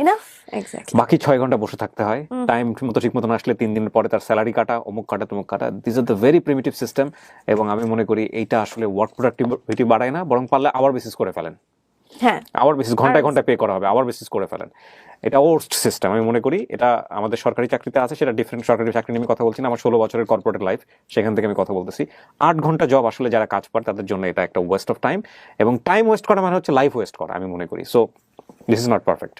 হঠাৎ করে দেখলাম যে রাস্তার পাশে এরকম একটা কনস্ট্রাকশনের জায়গা, আমার ঠিক বিল্ডিং এর থেকে বের হই আর কি, আমাদের ডিউটিস থেকে বের হই, মিরপুর ডিউটিস এর সামনে। মিরপুর ডিউটিস তো চোখের সামনে হলো, কয়দিন আগে হলো। কিচ্ছু নাই, মানে ওই সময় সাগুফতা এমন একটা, আমি ছিলাম, আমি সাংবাদিক প্লটে ছিলাম, মিরপুর 12 নম্বরে। So I know it very well কি ছিল এইসব এরিয়া। ওই সময় দুই পাশে গাছপালা, বাতাস। ইভেন যে রাস্তাটা হয়েছে এখন বনানীর দিক থেকে, যে রাস্তাটা আমার মনে আছে, দুই পাশে ছিল একদম খাল, মনে হচ্ছে যে 2 সমুদ্রের মাঝখান দিয়ে হাঁটতেছে। এটা এখন গেলে চেনাই যায় না। এটা এইখানেই ওই যে ফার্স্ট একটা জায়গা দেখলাম যে একটু কনস্ট্রাকশন হচ্ছে, তা আমার মনে হলো যাচ্ছে কি দোকান, আমি একটু নামি। তো নামছি, আমি নেমে না চলে গেছি ভিতরে। আমার এই জিনিসটা একটা ছিল যে ভাই আমি কোনো সময় কোনো কিছুর জন্য ওয়েট করতাম না, মানে ইনস্ট্যান্ট ওই তখনই লাগবে আমার। তো আমি থাপ করে নেমে গেছি গাড়িতে। আমি গাড়ি চালা যাচ্ছিলাম আর কি, তখন অফিস থেকে আমাকে গাড়ি দিয়েছে। সো আমি গাড়ি চালায় যাচ্ছিলাম, তো নেমে গেলাম। নেমে আমি জিজ্ঞেস করলাম যে এখানে কি হচ্ছে, বলে কি এখানে তো দোকান হচ্ছে, দোকান ভাড়া দিবি। আমি তো আর কিসের দোকান, আচ্ছা ঠিক আছে। আমার তো খুব শখ ছিলাম ছোটবেলা থেকে রান্না বান্নায় খুব ভালো গান। আম্মু যেহেতু রাঁধুনি ছিলেন, আম্মুর পাশাপাশি থেকে অনেক কিছু শিখেছি। বেকিং এ যে ভালো বলছিলাম যে আসলে বেকিংটার প্রতি আমার প্যাশনটা অন্যরকম। সো রান্না বান্নার প্রতিও। তো হচ্ছে আমি জিজ্ঞেস করলাম যে কিসে দিবে, রেস্টুরেন্ট দিবে কিনা। তখন বললো যে মনে হয় দিবে, আপনি স্যারের সাথে কথা বলেন। তা আমি বললাম যে কে আছেন ইনচার্জ, একটা আর্মি অফিসার আছেন, মতিউর আঙ্কেল। তো আমি বললো যে আমি আব্বুকে ফোন দিলাম, আব্বু শোনো এই জায়গায় একটা আছে, আর্মি অফিসার একজন আঙ্কেল। আরে ও তো আমার জুনিয়র ক্লোজ, তুমি জানো, ওরা তো খুব ভালো করেছে, দাঁড়াও আমি এক্ষুনি ফোন দিচ্ছি। তা এইসব লিঙ্ক যখন লাগতো তখন আমি আব্বুকে বলতাম। তো আব্বুকে বললাম, আব্বু ফার্স্ট বলে কি করবা তুমি, তোমার কাছে টাকা আছে, তুমি যে দিবা, তুমি আমি কোনো টাকা পয়সা দিতে পারবো না, তোমার লাগবে টাকা পয়সা, আমি দিয়ে দিব না, কত টাকা নেবে। তো জিজ্ঞেস করলাম, তো বললো যে আব্বু কথা বলে যে মতিউর এরকম আমার মেয়ে দিবে। স্যার আপনার মেয়ে তো সমস্যাই নেই, আমি তো ভাড়া দিতাম এটা হ্যান ত্যান। তো ঠিক আছে ফাইন, কত, এরকম 2 লাখ টাকা দিতে হবে। 2 লাখ! কত সালের ঘটনা এটা? তখন হচ্ছে 2015 সাল। 2015 সাল, বেশি তো আগে না, মাত্র 6 বছর আগে। তখন আমি তো মাত্র, আমার কাছে তো 2 লাখ টাকা অনেক টাকা। তো আমি তখন জিজ্ঞেস করলাম যে আব্বু আমি তখন না, আমি কোনো টাকা পয়সা দিতে পারবো না, বলছি আগে হ্যান ত্যান, কি করব। তো আমার যে মাটির ব্যাংকের 50,000 টাকা ছিল, সেই 50,000 ভাঙলেন, ভাঙার পরে 50,000 পাইলাম। আচ্ছা এখন তো আরো 1.5 লাখ লাগবে। তো হচ্ছে আমার ফ্রেন্ড ছিল, তাদের 3 জন ফ্রেন্ড নিলাম আমরা, 3 জন ফ্রেন্ড আর আমি, টোটাল 4 জন মিলে আমরা শুরু করলাম হচ্ছে চিলার্স নামে একটা রেস্টুরেন্ট দিব। চিলার্স, হ্যাঁ, আমাদের রানিং ক্যাপিটাল বলতে শূন্য, মানে যা আসবে তাই আর কি, এরকম একটা ব্যাপার। তো মজার ব্যাপার হচ্ছে যেদিন থেকে আমরা নামটা সিলেক্ট করলো, চিলার্স সিলেক্ট করলাম, আমি সিলেক্ট করলাম। নামটা আসলে কিভাবে? মানে জিনিসটা হচ্ছে একটা ঠান্ডা শেক সেল করবো আমরা, শেক দিয়ে, সেই চিল থেকে চিলার্স শুরু করবো। তো শেকস আমি ভালো পারি, আমি বাসায় রেগুলারলি বানাই। এটা একটা গল্প, চিলার্স নিয়ে একটা খুব সুন্দর গল্প আছে, আমি বলবো, ওটা আমার পার্সোনাল লাইফের গল্প। আসবে, চলেন তারপর। হ্যাঁ, আপনাকে আমি নক দিয়েছিলাম ধরো 3 বছর 4 বছর আগে, 2015 সালে 2015 সালে একটা ঘটনার প্রেক্ষাপটে। সেই দিন আগে, কিছুদিন আগে বোধহয় উনি আমার টেক্সট সিন করেছে। ভিআইপি পার্সন রে ভাই। কিবরিয়া ভাই যে আমার প্রোফাইলে আছে এটা আমি জানতাম না। এটা একটা ইনসিডেন্ট আছে, এটা একটা ইনসিডেন্ট আছে। আমি যাই স্টোরি, আপনার সাথে আমারও একটা স্টোরি আছে, আমি বলবো আপনার এই চিলার্সের সাথে। হ্যাঁ বলেন তারপর। মানে সামনে প্রথম দিন, প্রথম আওয়ার, আমরা সন্ধ্যা 7টার দিকে এরকম জাস্ট মনে আছে যে আমি কিচেনে, আমি আর একটা ছেলে সাইফুল। এই সাইফুল ছেলেটা আমি যখন আমি লাস্ট যে অফিস থেকে আসছিলাম, তো সেই বলতো যে ম্যাডাম আমাকে নিয়ে যান সাথে, আমি আপনি তো চলে যাচ্ছেন, আপনার তো রেস্টুরেন্ট আসবে, আমাকে যেখানে রাখবেন আমি থাকবো, আমি যেমনে রাখবেন আমি চলবো, আমার কোনো খাওয়ান পরন দিলেই হবে ম্যাডাম, আপনি আমার নিয়ে যান, এখানে আমার মারে। তারপরে আমার না খুব খারাপ লাগছে, আমি বললাম যে আচ্ছা চল, ঠিক আছে, একটা না একটা ব্যবস্থা করবো না, চল আমার দোকান ব্যবস্থা করে দেবো, তুই আর আমি মারাবো না, যা চল, আচ্ছা ঠিক আছে চল। তো আমরা আসলে শেফ অ্যাফোর্ড করতে পারতাম না ওই সময়। সো আমি আপনাকে আমি দেখেছি দোকানে বেশ কয়েকবার। এন্ড মজার বিষয় হচ্ছে উনি সার্ভও করতো ফুড। হ্যাঁ, আমার মনে আছে যে হ্যাঁ, সাইফুল কিচেনে কাজ করতেছে, উনি সার্ভ করতো, আমি সার্ভ করতাম, আমি যে সামনে টেবিলগুলোতে যে সার্ভ করে দিয়ে আসতাম। মানে আমি কিন্তু আপনাকে বলি না, আজকে ফার্স্ট টাইম আমি আপনার স্টোরিতে বসে বললাম। এটা কেউ বলে নাই আমাকে যে আপু আপনাকে সার্ভ করতে দেখছি। আমার ব্রেনের একটা অদ্ভুত বিষয় আছে, আমি মানুষের নাম মনে রাখতে পারি না, কিন্তু ফেস যদি আমি একবার দেখি জীবনে, এবং ফেস যদি কোনোভাবে রিমার্ক করে ফেলি, সেটা জীবনের যে কোনো পর্যায়ে আসুক না কেন, যে কই হোক না কেন, আই ক্যান রিমার্ক। আমার এই স্টোরিটা এখানে বসে মনে হয়েছে, এই জায়গাটা থেকে আমার মনে আসছে, এই মাত্র মনে আসছে। ও মাই গুডনেস। হ্যাঁ, মজার ঘটনা আছে চিলার্স নিয়ে, আরো অনেক ঘটনা আছে। চলো, তখন আমি আর আমার ওয়াইফ, আমরা তখন মিরপুরে বিয়ে করে সদ্য ওখানে থাকি। হ্যাঁ, মিরপুর 12-তে সাংবাদিক প্লটে। আমরা সন্ধ্যার দিকে একটু যেতাম ওই মিরপুর ডিএইচএস এ সামনে, এবং আমার বাইকটা তখন নতুন। টেবিল চেয়ারটাতে বসতেন, সেই টেবিল চেয়ারটা কেনার আমাদের সামর্থ্য ছিল না, আমাদের কোক আমাদেরকে স্পন্সর করে দিয়ে গেছিল। হ্যাঁ, লাল চেয়ার টেবিল। আমার মনে আছে, আমরা ওই নতুন বিয়ে করার পরে আমরা বাইকটা নিয়ে মাঝে মাঝে যেতাম। আমার বাইকটাও তখন নতুন, আমি বাইক চালাতে পারি না তেমন একটা। ওইখানে গিয়ে বসে বসে আপনাদের কোল্ড যে একটা কফি হতো, এটা আমার জীবনে খাওয়া এখন পর্যন্ত বেস্ট। আমি জানি না চিলার্স এখন পাওয়া যায় কিনা, দ্যাট ইজ অসাম। এখনো একদম ওই, এখনো আমি ওই যে জিনিসটার, চিলার্স ডিওটিএস এর আউটলেটটা ওই চেঞ্জ হয়েছে, বাট সেম ফিলটাই রাখার চেষ্টা করেছি। ওইটুকুই দোকান, প্রথম দোকানটা আমার। আর আদার রেস্টুরেন্ট গুলো আছে সেগুলো বড় করে দিয়েছিলাম, বাট ওই যে সাইজটা আছে ওইটাই মেনটেন করেছি আমি, ওটা চেঞ্জই করি নাই, ওইভাবেই আছে সবকিছু সিস্টেমেটিক ভাবে ওইটাই। ওকে, আমরা আগাই। তারপর কি হলো? সো থিং ইজ সাইফুলকে নিয়ে আসলেন। হ্যাঁ, সাইফুলকে নিয়ে আসলাম। সাইফুলকে নিয়ে এসে আমরা দুজন মিলেই বানাইতাম, দুজন মিলেই, একজন একবার সার্ভ করতাম, আমি সার্ভ করতাম, দুইজনে দুই ব্লেন্ডার নিয়ে একদম প্রো। সাইফুলও প্রো হয়ে গেল আস্তে আস্তে। তারপরে রাজীব নামের একটা ছেলে আসলো। যাই হোক, ওই দুজনই প্রথম আমার আর কি, আস্তে আস্তে করে। কিচেনের এত গরম ছিল ভাই, আমাদের উপরে টিন শেড ছিল। সো আমার মনে আছে যে আমি বারবার করে বলতাম যে একটু টাকা জমলে একটা এসি লাগাবো, একটা এসি লাগাবো। প্রথম মাসের টাকা দিয়ে আমরা একটা এসি লাগাই। আমি বলেছিলাম পার্টনারদের যে আমি তো কাজ করি, ছেলেটাও কাজ করে, আমাদের আসলে কষ্ট হয়ে যায় অনেক বেশি, ভিতরে এত গরম। আর টিন শেডে ওই যে বিকালে আমরা 4টার দিকে ওপেন করতাম, ওই সময় মনে হতো একদম একটা আগুনের দলার ভিতরে ঢুকে গেছি। চাকরি ছেড়ে দিয়েছেন? চাকরি ছেড়ে দিয়েছি। আমি যেদিন ডিসাইড করলাম যে 1 তারিখে ওপেন হবে চিলার্স, ঠিক তার আগের দিন আমি যে রেজিগনেশন দিলাম, আমার ওটারও 4 মাস বয়স, 4 মাসের বেশি আমার, মানে এই সব। স্যালারি ছিল কত আপনার ওই সময়? 45। আপনার এটা মনে হয় পাগলামো করতেছেন আপনি? আমার বাবাকে যে আমি প্রথম যখন বললাম যে আসলে আমি এরকম করতে চাই, আমার বাবা বললো তুমি দেখো, তুমি পারবা, তুমি পারলে ওকে, বাট এটা কিন্তু অনেক বড় একটা রিস্ক হয়ে যাবে, বিকজ তুমি কিন্তু একটা ফ্লোতে আসো, তোমার জন্য কিন্তু এই জিনিসটা অনেক বড় একটা ফ্লো, বিকজ তুমি বুঝতেছো না, তোমার এক্সপিরিয়েন্স অনেক, বাট তুমি এখন নিজের থেকে শুরু করছো, এটা কিন্তু জিরো তাসনিয়া। তো তুমি যখন এটা থেকে স্টার্ট করবা, তুমি কিন্তু জানো না এটা কোন দিকে যাবে। ব্যাপারটা হচ্ছে খুব কম সময়ের মধ্যে চিলার্স অনেক নাম করে গেছে, ওই আশেপাশে কিছু ছিল না, আর এরকম রেসপন্স মানুষ আগে কখনো দেখে নাই ওই পত্র লেখায়। তো জিনিসটা আশেপাশের কিছু ইয়ে ছিল, যারা ব্যবসায়ী ছিল, তাদের একটু গায়ে লেগেছে, এবং তাদেরও সেল কমে যাচ্ছে, মানুষ হচ্ছে না, এটার জন্য একটু খেপা ছিল। আর সবচেয়ে বড় যে জিনিসটা, একটা মেয়ে চালায় দোকানটা ভাই, একটা মেয়ে চালায়, এমনি বলতো রাস্তার দিকে, ভাই ভাই মেয়ে চালায় দোকান, ভাই রাস্তার পাশে, ভাই এরকম একটা অ্যাটিটিউড ছিল। এবং আমার এই জিনিসটা এখনো খারাপ লাগে যে আমার কমিউনিটিতেও কিন্তু এটা অনেক লো করে দেখাইতে হয়তো। আমার আশেপাশে অনেকজন বলতো যে ভাবি রাস্তার পাশে মেরে বেচতে দিলেন, কফি বেচে রাস্তার পাশে, এটা কেমনে দিলেন আপনারা? এবং আর্মি অফিসারের একটা মেয়ে, আর্মি অফিসারের একটা মেয়ে, সে গ্রাজুয়েট, একটা ফাইন্যান্স গ্রাজুয়েট হয়ে আপনি কিভাবে অ্যালাউ করলেন? দেশের বাইরে কোম্পানি জব থেকে ছেড়ে দিয়ে আসছে। আমার বাবার নাকি ফোন করে বলছে যে আমার বাবা একদিন এরকম মন খারাপ করে বলছিলেন যে আমাকে এরকম ফোন করে বলছে তোর মেয়ে নাকি রাস্তার পাশে কফি বেচে, এই অবস্থা। আমি তখন, বাবা আমাকে একটু সময় দাও, আমি বড় হব, বাট আমাকে একটু সময় দিতে হবে তোমার, আমি তোমাকে বলে দিলাম। তো আমার বাবা তখন 1 মাস পরে একটা কথাই বলতেন আমাকে যে আমি লাইফে অনেক ব্যবসায় দেখছি, অনেক মানুষ দেখছি, বাট এইরকম 1 মাসে এইভাবে একটা ব্যবসা দাঁড় করাইতে পারবো, এরকম সাকসেসফুলি দাঁড় করানো, এরকম মানে অভূতপূর্ব কোনো ঘটনা আমি কখনো লাইফে দেখি, মানে ইটস আনবিলিভেবল। কি ঘটেছিল আমাকে একটু বলেন তো, 1 মাস বা 2 মাসের মধ্যে টার্নওভার কি ছিল? টার্নওভার ভাইয়া, আমরা পার ডে 15 to 25,000 করে সেল করতাম শুধু ড্রিঙ্কস। এবং আপনি অবাক হয়ে যাবেন যে আমাদের ড্রিঙ্কসের ইয়ে ছিল হচ্ছে 35 টাকা থেকে শুরু, 35 টাকা করে। সো আমাদের কি পরিমাণ কোয়ান্টিটি সেল করা লাগতো, মানে দ্যাটস মানে লিমিট আর কি। আমরা তাই জন্য বসে থাক, আমরা এক সময় এরকম হয়তো যে আমরা 6টা ব্লেন্ডার একসাথে চালাচ্ছি। ভালোই ছিল। অ্যান্ড তারপরে 1 মাস পরে যে ঘটনাটা ঘটলো, একদিন সকালবেলা আমাদের, তার আগে আমাদের বিশাল প্রিপারেশন, ঈদ সামনে, 1 মাস পরেই, 2nd মাসেই হচ্ছে ঈদ। তো হচ্ছে আমি হচ্ছে দাদা বাড়িতে যাব, আমার ছুটি। সো আমি কিচেনে 2টা স্টাফ আর আমার পার্টনারদেরকে বলা আছে যে একজন প্রেজেন্ট থাকবে। তো আমি হচ্ছে, আব্বু সকালবেলা ট্রেনের টিকিট কেটে রেখেছে, আমরা ট্রেনে করে যাব খুলনায়। আর ভোর 4টার দিকে আমার 300 লিটার, একটা কথা বলে রাখি যে আমার নতুন এসি, আমার 300 লিটার ফ্রোজেন মিল্ক হচ্ছে স্টক করা, সবচেয়ে লার্জেস্ট স্টক আমাদের 300 লিটার।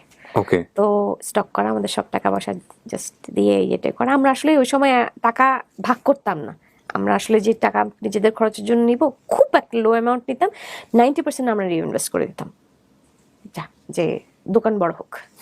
তো তারপরে আমরা করলাম, করে টোরে আমরা হচ্ছে আমরা খুলনায় যাব। আমি সকালবেলা সব গুছিয়ে শুলাম, 4টার দিকে আমাকে একটা ফোন আসলো, ভোর 4টার দিকে ফোন আসলো।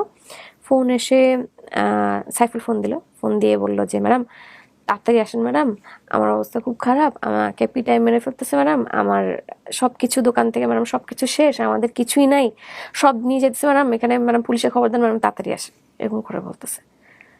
আমার মনে হইলো আমার ভিতর থেকে কি যেন একটু উড়ে চলে গেল, আমি এত ভয় পাইছি। ম্যাডাম তাড়াতাড়ি আসেন ম্যাডাম, আমাদেরকে মেরে ফেলতেছে ম্যাডাম, তাড়াতাড়ি আসেন, এরকম করতেছে। আমি কি বল, আমি ধরফর করে উঠে, আজান দিয়ে দিই এরকম একটা অবস্থা, আমি দৌড়াই গেলাম, আমি আব্বুকে যে বললাম আব্বু কি যেন একটা হয়েছে, তুমি তাড়াতাড়ি চলো, কি যেন একটা হয়েছে, তুমি চলো। সাইফুল ফোন দিয়েছে, ওখানে নাকি মারপিট হচ্ছে। ও একটা কথা বলছে যে ম্যাডাম তাড়াতাড়ি আসেন, হেরা বন্দুক নিয়ে আসে।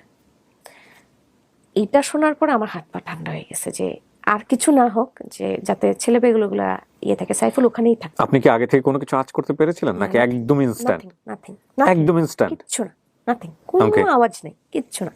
আমি তো আগের দিন সন্ধ্যা পর্যন্ত, রাত্রে 11টা পর্যন্ত দোকানেই ছিলাম, আমাদের 11টার সময় ক্লোজিং, আমরা 11টা পর্যন্ত ওইখানেই ছিলাম। ওকে। তো নাথিং এট অল, সবকিছু ঠিক আছে। আমার দোকানে সবকিছু রেখে আসছি, আমার সবকিছু তো দোকানেই আছে, কারণ এত যদি মানে কোনো একটা আওয়াজ বা কিছু যদি থাকতো তাহলে তো আমি দোকানে এত কিছু রাখতাম না। সবকিছু ক্যাশের লকারেও তো ক্যাশ থাকে, আমাদের ডেইলি সেলটা ওইখানে থাকে। সো যাই হোক, তো চলে আসার আব্বুকে বললাম, আব্বু তাড়াহুড়া করে রেডি হয়ে আমি আব্বুকে নিয়ে বেরোলাম। বেরোয় ওই জায়গায় যেয়ে দেখি পুরা একদম মানে দোকানের উপর থেকে নিচ পর্যন্ত পুরা পাট ভাঙা, ভিতর আমি পুরা সামনে পুরা কাঁচ ভাঙচুর করে একাকার। আমার ইভেন আমার যে দোকানের গ্লাসগুলো ছিল ওই গ্লাসগুলো ফেলে এরকম করে পাড়াইছে। আর আমার এসি তো নাই, এসি চুরি হয়ে গেছে। আমার ফ্রিজে যতগুলা স্টক ছিল, আমার যা যা ছিল, 300 লিটার যে মিল্ক ছিল ওইটাও পাশের গ্রাম থেকে নাকি ভাঙচুরের পরে এসে নিয়ে চলে গেছে, মানে ওগুলা নিয়ে পাচার করে দিছে সব দিকে, আশেপাশে যা ছিল। আর অন্য কোনো দোকানে হয়নি, শুধু আপনারটাতে হয়েছে? পাশের দোকানগুলো ভাঙচুর করছে, বাট আমার মতো না, আমারটা কিছুই নাই ভাই। আমার ফ্রিজটা খালি বের করতে পারে নাই, দরজা দিয়ে বের করতে পারে নাই, কারণ ফ্রিজও চেষ্টা করছে বের করে ফেলার জন্য। আর আমার যে কাউন্টার ছিল সেটা পিছিয়ে দিয়ে ভাঙচুর করে পিছিয়ে দিয়ে ফেলে দিছে, আমাদের পিছন দিয়ে এরকম একটা খাট ছিল পিছনে। তো ওখানে সাইফুলকেও ওই দোতলা থেকে ফেলে দেওয়া হয়েছিল, এন্ড সে মানে এরকম অবস্থায় ছিল আর কি, ভাঙচুর করে একটা বন্দুক নিয়ে এসে মানুষজনকে ভয় ভীতি দেখায়, বলছে যে দোকান যদি খুলছিস তো খবর আছে, আজকে খালি ফালাই গেলাম, নেক্সট দিন। ও মানে দোকান খুলতে পারবে না, এখানে দোকান করতে পারবে না। তো আমি জানি না ভাই আমি এটা কেমন সহ্য করছি, আমি বলতে পারবো না। ইনস্ট্যান্টলি কি ছিল ওই মুহূর্তে? আমি গিয়ে আমি ওখানে ছেলেটাকে ধরে জড়ায় ধরে কেঁদে দিয়েছিলাম যে কি হইলো এটা লাইফে, কত কষ্ট করে আসলে নতুন একটা জিনিস শুরু করা, অ্যান্ড 1 মাসের মধ্যে এই ঘটনা? আমার সেই 50,000 টাকা ভাই, আমার মাটির ব্যাংকের 50,000 টাকা দিয়ে আমি দোকানটা শুরু করছি। সো ইট ওয়াজ মানে বিয়ন্ড, আসলে আমি ওই ইমোশনটা আমি কোনোদিন ভুলতে পারবো না। আমি এখন লাখপতি কোটিপতি হয়ে যাই, বাট সেই হ্যাপিনেসটা আমাকে 1 মাসের হ্যাপিনেসটা কেউ দিতে পারবে না, ছিল ওই হ্যাপিনেসটা আসলে। যাই হোক, সো তারপরে আমি জাস্ট ওখানে আমি এত বেশি হাইপার ছিলাম যে আমি ওই সময় সব র্যাব আর পুলিশ এক লাইনে দাঁড়ানো, আব্বু তখনই শোনার সাথে সাথেই খবর দিয়েছিলেন, অ্যান্ড সবাই দাঁড়ানো ছিল এখানে, র্যাবের গাড়ি পুলিশের গাড়ি সবাই এসছে। এরকম একটা ইনসিডেন্ট, মানুষজন মারধর করে লুটপাট করে নিয়ে যাবে, এটা তো দেখা যায় না ঢাকা শহরে, তখনও এরকম দেখি নাই আমি, তাও আর্মি এরিয়ার মধ্যে। আর্মি এরিয়ার মধ্যে।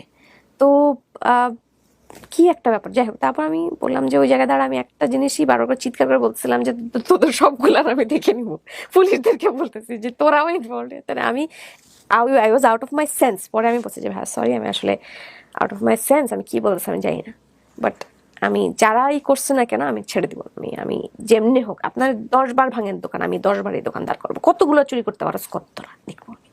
তারপর আমি ওখান থেকে খুলনায় গেলাম। খুলনায় যেতে যেতে স্টেশনে বসে আমি ফোনে স্ট্যাটাস লিখছিলাম যে এই হয়েছে, আমি ছবি তুলে নিয়ে গেছিলাম যে এই হয়েছে। আমি খুলনায়, ট্রেনে তো নেটওয়ার্ক নাই, তো আমি খুলনায় যখন নামলাম দাদাবাড়িতে ঢুকাই আমি জাস্ট ফোনটা অ্যাক্টিভ করে দিকে আমার হাজারের নোটিফিকেশন, ভাইরাল হয়ে যায় পুরা ভাইরাল। অ্যান্ড পুরা সোশ্যাল মিডিয়াতে এটা নিয়ে তখন একটা প্রোটেস্ট শুরু হয়েছে যে এরকম ইনসিডেন্ট একটা মেয়ের সাথে হয়েছে, আরো এটাও মেয়েদের গ্রুপগুলোতে সেটা হচ্ছে, মেয়েরাও ভোকাল হচ্ছে, এবং এই জিনিসগুলো চারিদিকে ছড়াই গেল, সবাই শেয়ার করতেছে যে দিস হ্যাপেন্ড। অ্যান্ড চিলারদের একটা বড় ফ্যান বেজ হয়ে গেছিল ততক্ষণ, আমি জিনিসটা আসলে টের পাইনি। আমাকে ফার্স্ট নোটিস করে লরা, আমার ওয়াইফ, সে হলো বলে যে দেখো আমরা যেখানে বসে খাইতাম এই দোকানটা না ভেঙে ফেলছে। তারপরে সে দেখলাম অনেক অ্যাক্টিভ ওই বিষয়ে। দ্যাট মোমেন্টে আমি তো ওভাবে চিনতাম না আপনাকে, তখন আমি আপনাকে ফেসবুক ফ্রেন্ড রিকোয়েস্ট পাঠাই এবং আমি তখন হাই বলে রাখছিলাম, যেটা বোধহয় আপনি 2-3 বছর পরে দেখছেন। যাই 2-3 বছর না, 6 বছর, এটা 6 বছর পরে উনিতে, আল্লাহ 6 বছর পরে উনি দেখে বলছে হ্যাঁ ভাইয়া আপনি আমার লিস্টেই আছেন। হ্যাঁ, কৃতজ্ঞতা বোধ জানাচ্ছি, আমি আপনার লিস্টে 6 বছর আগে থেকেই আছি, আপনি দেখেন নাই। আল্লাহ এরকম হয়। ওকে, আচ্ছা, সো যাই হোক, আমি লিখেছিলাম যে আপনি দমে যাবেন না, আপনি থামবেন না, আপনার আছে দেখেন টেক্সট, এখনো খুঁজলে আপনি পাবেন। থ্যাঙ্কস কিছু একটা বলেছিলেন হয়তো। ওকে, শুধু ইন্টারভিউ কল আসতো, আমি হচ্ছে কিছু দূর আসলে ফার্স্টে 3-4 মাস আমি কোনো কিছু অ্যাকসেপ্ট করিনি, কারণ হচ্ছে যে আমি আসলে মানে ভেঙে যাওয়ার গল্পটা বলতে চাই না, ভেঙে যাওয়া থেকে দাঁড়ানোর গল্পটা বলতে চাই। তো ভাঙার গল্প ঠিক আছে, তো আমাকে দাঁড়াতে তো হবে। আমি ওই সময়টাতে আপনাকে বলতো কে, মানে সাহস দিত কে? বা বাবা বলতো, বাবা? মা তো তুই তোর বলছিলাম চাকরিতে ঢুক, কি শুরু করছিস তুই এগুলা, তোর বলছিলাম, আমি বলছি না তোমার মেয়ে টাকাম করবে, তোমার বলছি না তুমি জীবনে তোমার এই যে মেয়ের যে নষ্ট হয়েছে এটার জন্য তুমি দায়ী, মেয়ের বিয়ে হবে না, মেয়ের এই সব ঝামেলা, তুমি তো বিয়ে নিয়ে তো তুমি দিতেই পারবা না, এই জিনিস করে শুনলে জীবনে বিয়ে, একটা ছেলে বিয়ে করতে আসবে, জীবনে আসবে, তোমার আমি বলে দিলাম, লিখে দিলাম, তুমি এই ছাড়াও জিনিসপত্র এই ব্র্যাকের জন্য হয়ে যাচ্ছে, তার হয়ে বসে আছে, ইন্টারভিউ দিছে, করছে সে করছে, বসে তুমি খালি ছাড়াও। আর নাহলে তুমি একটা জিনিস বলতে পারো, বুঝছো, তুমি হচ্ছে বলবা পাশাপাশি এটা করো তো। মা তো মাই, সব মাই বোধহয় এরকম। সো যেভাবে আছে জাস্ট জোড়া তালি মেরে কস্টেপ মাইরে জিনিসপত্র জোগাড় করে আবার যেমনি আসমনা স্টার্ট করে। মামলা হলো ওই সময়টাতে? মামলা হয়েছে একটা, কিছু মামলা ঠিক হয় না আসলে, ওইটা আসলে মামলা করার মতো অবস্থা ছিল না, because there were influential people behind it. So GD হয়, ইয়েটিও হয়, বাট বিভিন্ন দিক থেকে ইনভলভ ছিল মানুষজন। ফাইন্ড আউট করা যায় যে কারা করেছে? আমি জানতে পারি পরে। আচ্ছা, তো যাই হোক, সো এটা কিছু করা যায় না, ওটা আসলে ওখানে ব্যবসা করতে দিবে না, এরকম একটা ব্যাপার। আচ্ছা, মানে কাউকে ব্যবসা করতে দিবে না ওখানে? ওনাদের নিজেদের ব্যবসা আছে, এই জন্য দিবে না। ওকে, দ্যাটস ওয়াই। আমার বাবা আমাকে বারবার বলছে একটা জিনিস করো, যে তোমার যদি কোনো ক্ষতি হয়ে যায় তুমি সেটা চিন্তা করো, তুমি অল ওভার কমিউনিটি নিয়ে যাও।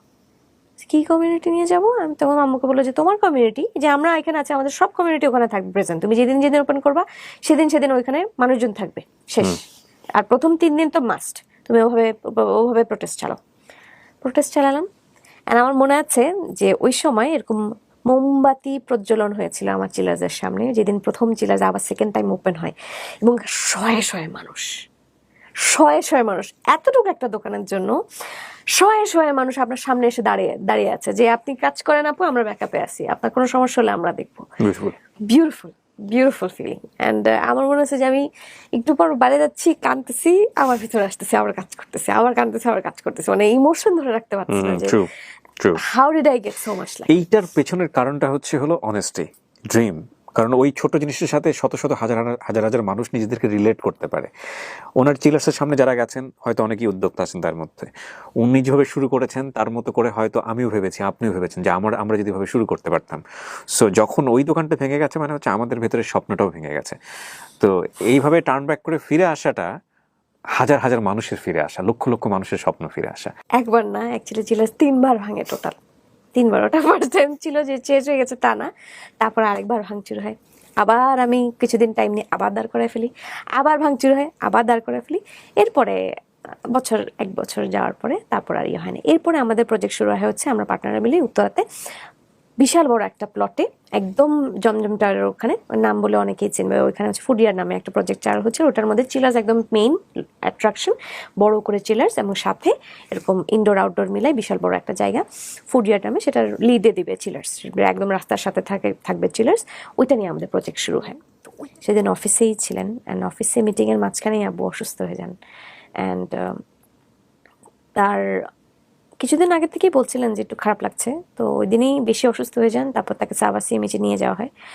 তো আম্মু আমাকে ফোন করেছিল যে তুমি কি আসবা? আমি বলছি না আপুর কি হবে, কিছু হবে না, এই হয়তো টুকটাক একটু বমি টমি করছে, যাও ঠিক আছে, যাও, আমাকে জানাও কি হয়। তারপরে 1 ঘন্টা পর ফোন দেয় আম্মু যে তোমার বাবা আটকে তো সাভার সিএমএইচ থেকে ঢাকা সিএমএইচে ট্রান্সফার করা হচ্ছে, তুমি সিএমএইচে আসো দৌড়ে। তা আমি তো বুঝি নাই, আমি তো দৌড়াই গেছি সন্ধ্যাবেলা যে বলতেছে যেহেতু আপনার বাবাকে এখন ইমার্জেন্সিতে নিয়ে যাচ্ছে, আপনি ইয়ে করেন, ওই যে টেস্ট করাতে হবে, ইয়েটে করাতে হবে, পুরো অ্যাবডোমেন স্ক্যান করাতে হবে। স্ক্যান করানোর সময় ডাক্তারের মুখ দেখলাম কালো হয়ে গেছে একদম। আমি বললাম যে কোনো প্রবলেম? বলে একটু আপনার ডাক্তারের সাথে কথা বলতে হবে, এখন কথা বলেন না। আমি তো হচ্ছ হয়ে গেছি যে কি বলতেছে এরকম। তারপরে আব্বু কিন্তু তার আগের দিনই একটা ট্রফি নিয়ে আসছে, একদম 2-3 দিন আগে।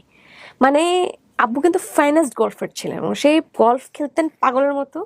অ্যান্ড সে প্রত্যেক শুক্র শনিবার সে যাইতেন হয় চিটংয়ে, ভাটিয়ারিতে, সাভার গলফ ক্লাবে, army golf club, Kurmi golf club, প্রচুর পরিমাণে হচ্ছে যে তার ট্রফি, যেটা বাসায় এরকম একটা টেবিলে আছে তার ট্রফি। তারপরের দিন সকালবেলা আমি ডিসচার্জ পেপার নিব যে ইয়েতে, এর আগে ইমেল করে হায়দ্রাবাদে গোল্ড মেডেলিস্ট একজন প্যানক্রিয়াটিস নিয়ে কাজ করে, তার সব কিছু রিসার্চ করে, তার সাথে কন্ট্যাক্ট করে, তার মানে অ্যাপয়েন্টমেন্ট নেওয়া ডান, সব কিছু ডান, এয়ার অ্যাম্বুলেন্সও রেডি। পরে আমি গেছি, যাওয়ার পরে আমার ছোট চাচা আসছে না, বলছে ফারিয়া বাবাকে তো মনে হয় নিয়ে যাওয়া যাবে না। কেন নিয়ে যাওয়া যাবে না? কি বলতেছো তুমি এগুলা? কেন নিয়ে যেতে পারবো না? আমি সব কিছু রেডি করছি, তুমি কি বলতেছো এগুলা? আমি যে এত কিছু রেডি করতেছি, আমাকে কেউ একটা কথা বলে নাই যে মেবি তুমি নিয়ে যেতে পারবা না, এটা সিচুয়েশন নাই, কেউ বলে না। আমি এরকম ছিলাম যে আমাকে কেউ কিছু বলে আমি ওই সময় ফাটাই ফেলতাম যে আমার বাপকে নিয়ে কথা বলতেছে, একদম বুঝিস না কথা বলো। ডাক্তারদের সাথে আমি উল্টাপাল্টা ছিলাচিলি করছি যে কি বলতেছেন আপনি এগুলো ফালতু কথাবার্তা। আমার বাবা এই যে কালকেই হাঁটতেছিল, এই যে কালকেই ট্রফি নিয়ে আসছে, আপনি দেখবেন ট্রফি। তো আমাকে কেউ কিছু বলার সাহস পাচ্ছিল না, আমাকে যে স্টপ করবে। আমাকে বলছে যে আপনার নিঃশ্বাসের একটু সমস্যা হচ্ছে, আপনি ডায়ালিসিস করবে, ডায়ালিসিস করে একটু কষ্ট হচ্ছে না, সেটা নিঃশ্বাস নিতে পারতেছেন, ওনাকে একটু এখানে গলা দিয়ে দিবে আর কি। আমি বলছি হ্যাঁ তো দেবেন, সমস্যা কি? না এটার জন্য আপনার সিগনেচার লাগবে। সিগনেচার কেন লাগবে? বলে আপনার মাকে একটু ডাক দেন। মাকে কেন ডাকবো? আমি সিগনেচার করে দেবো, কি এমন ব্যাপার না তো। আপনার আব্বুকে একটু বলেন, আব্বু সেন্স আছে। তা আমি গেলাম, আমি বললাম বাবা আমি তো তোমাকে বাইরে নিয়ে যাচ্ছি, তুমি একটু অসুস্থ, তোমার আব্বু হ্যাড নো ক্লু কি হচ্ছে, ইজ ভেরি টাফ একটা লোক, তাগড়া একটা লোক। সে যে তোমার তো একটু অসুস্থ, তোমাকে বাইরে নিয়ে যাবো, তুমি চেষ্টা করো। কোথায় নিয়ে যাওয়া? আমি ইন্ডিয়াতে। তা বলে যে না আমি এখন কোথাও যাবো না, আমি এখানে সুস্থ হয়ে যাবো, আমি কিছু কোথাও যাবো না। বলতেছিলেন ওটা? আপু বলতেছে আমি কোথাও যাবো না। আরে না, এখানে সুস্থ হয়ে যাবো, এই কি এখানে কিছু না। আমি সে শোনো, আরেকটা জিনিস, আমি তোমাকে একটু অক্সিজেন দিবে গলা দিয়ে, ওইটা তোমার নিঃশ্বাসের সমস্যা হচ্ছে আর কি, অক্সিজেন লাগবে তোমার বডিতে। হ্যাঁ হ্যাঁ, I understand everything, you just tell them to operate, it's okay. সে ওকে স্যার, তোমার কিছু লাগবে, আমাকে একটু পানি দাও।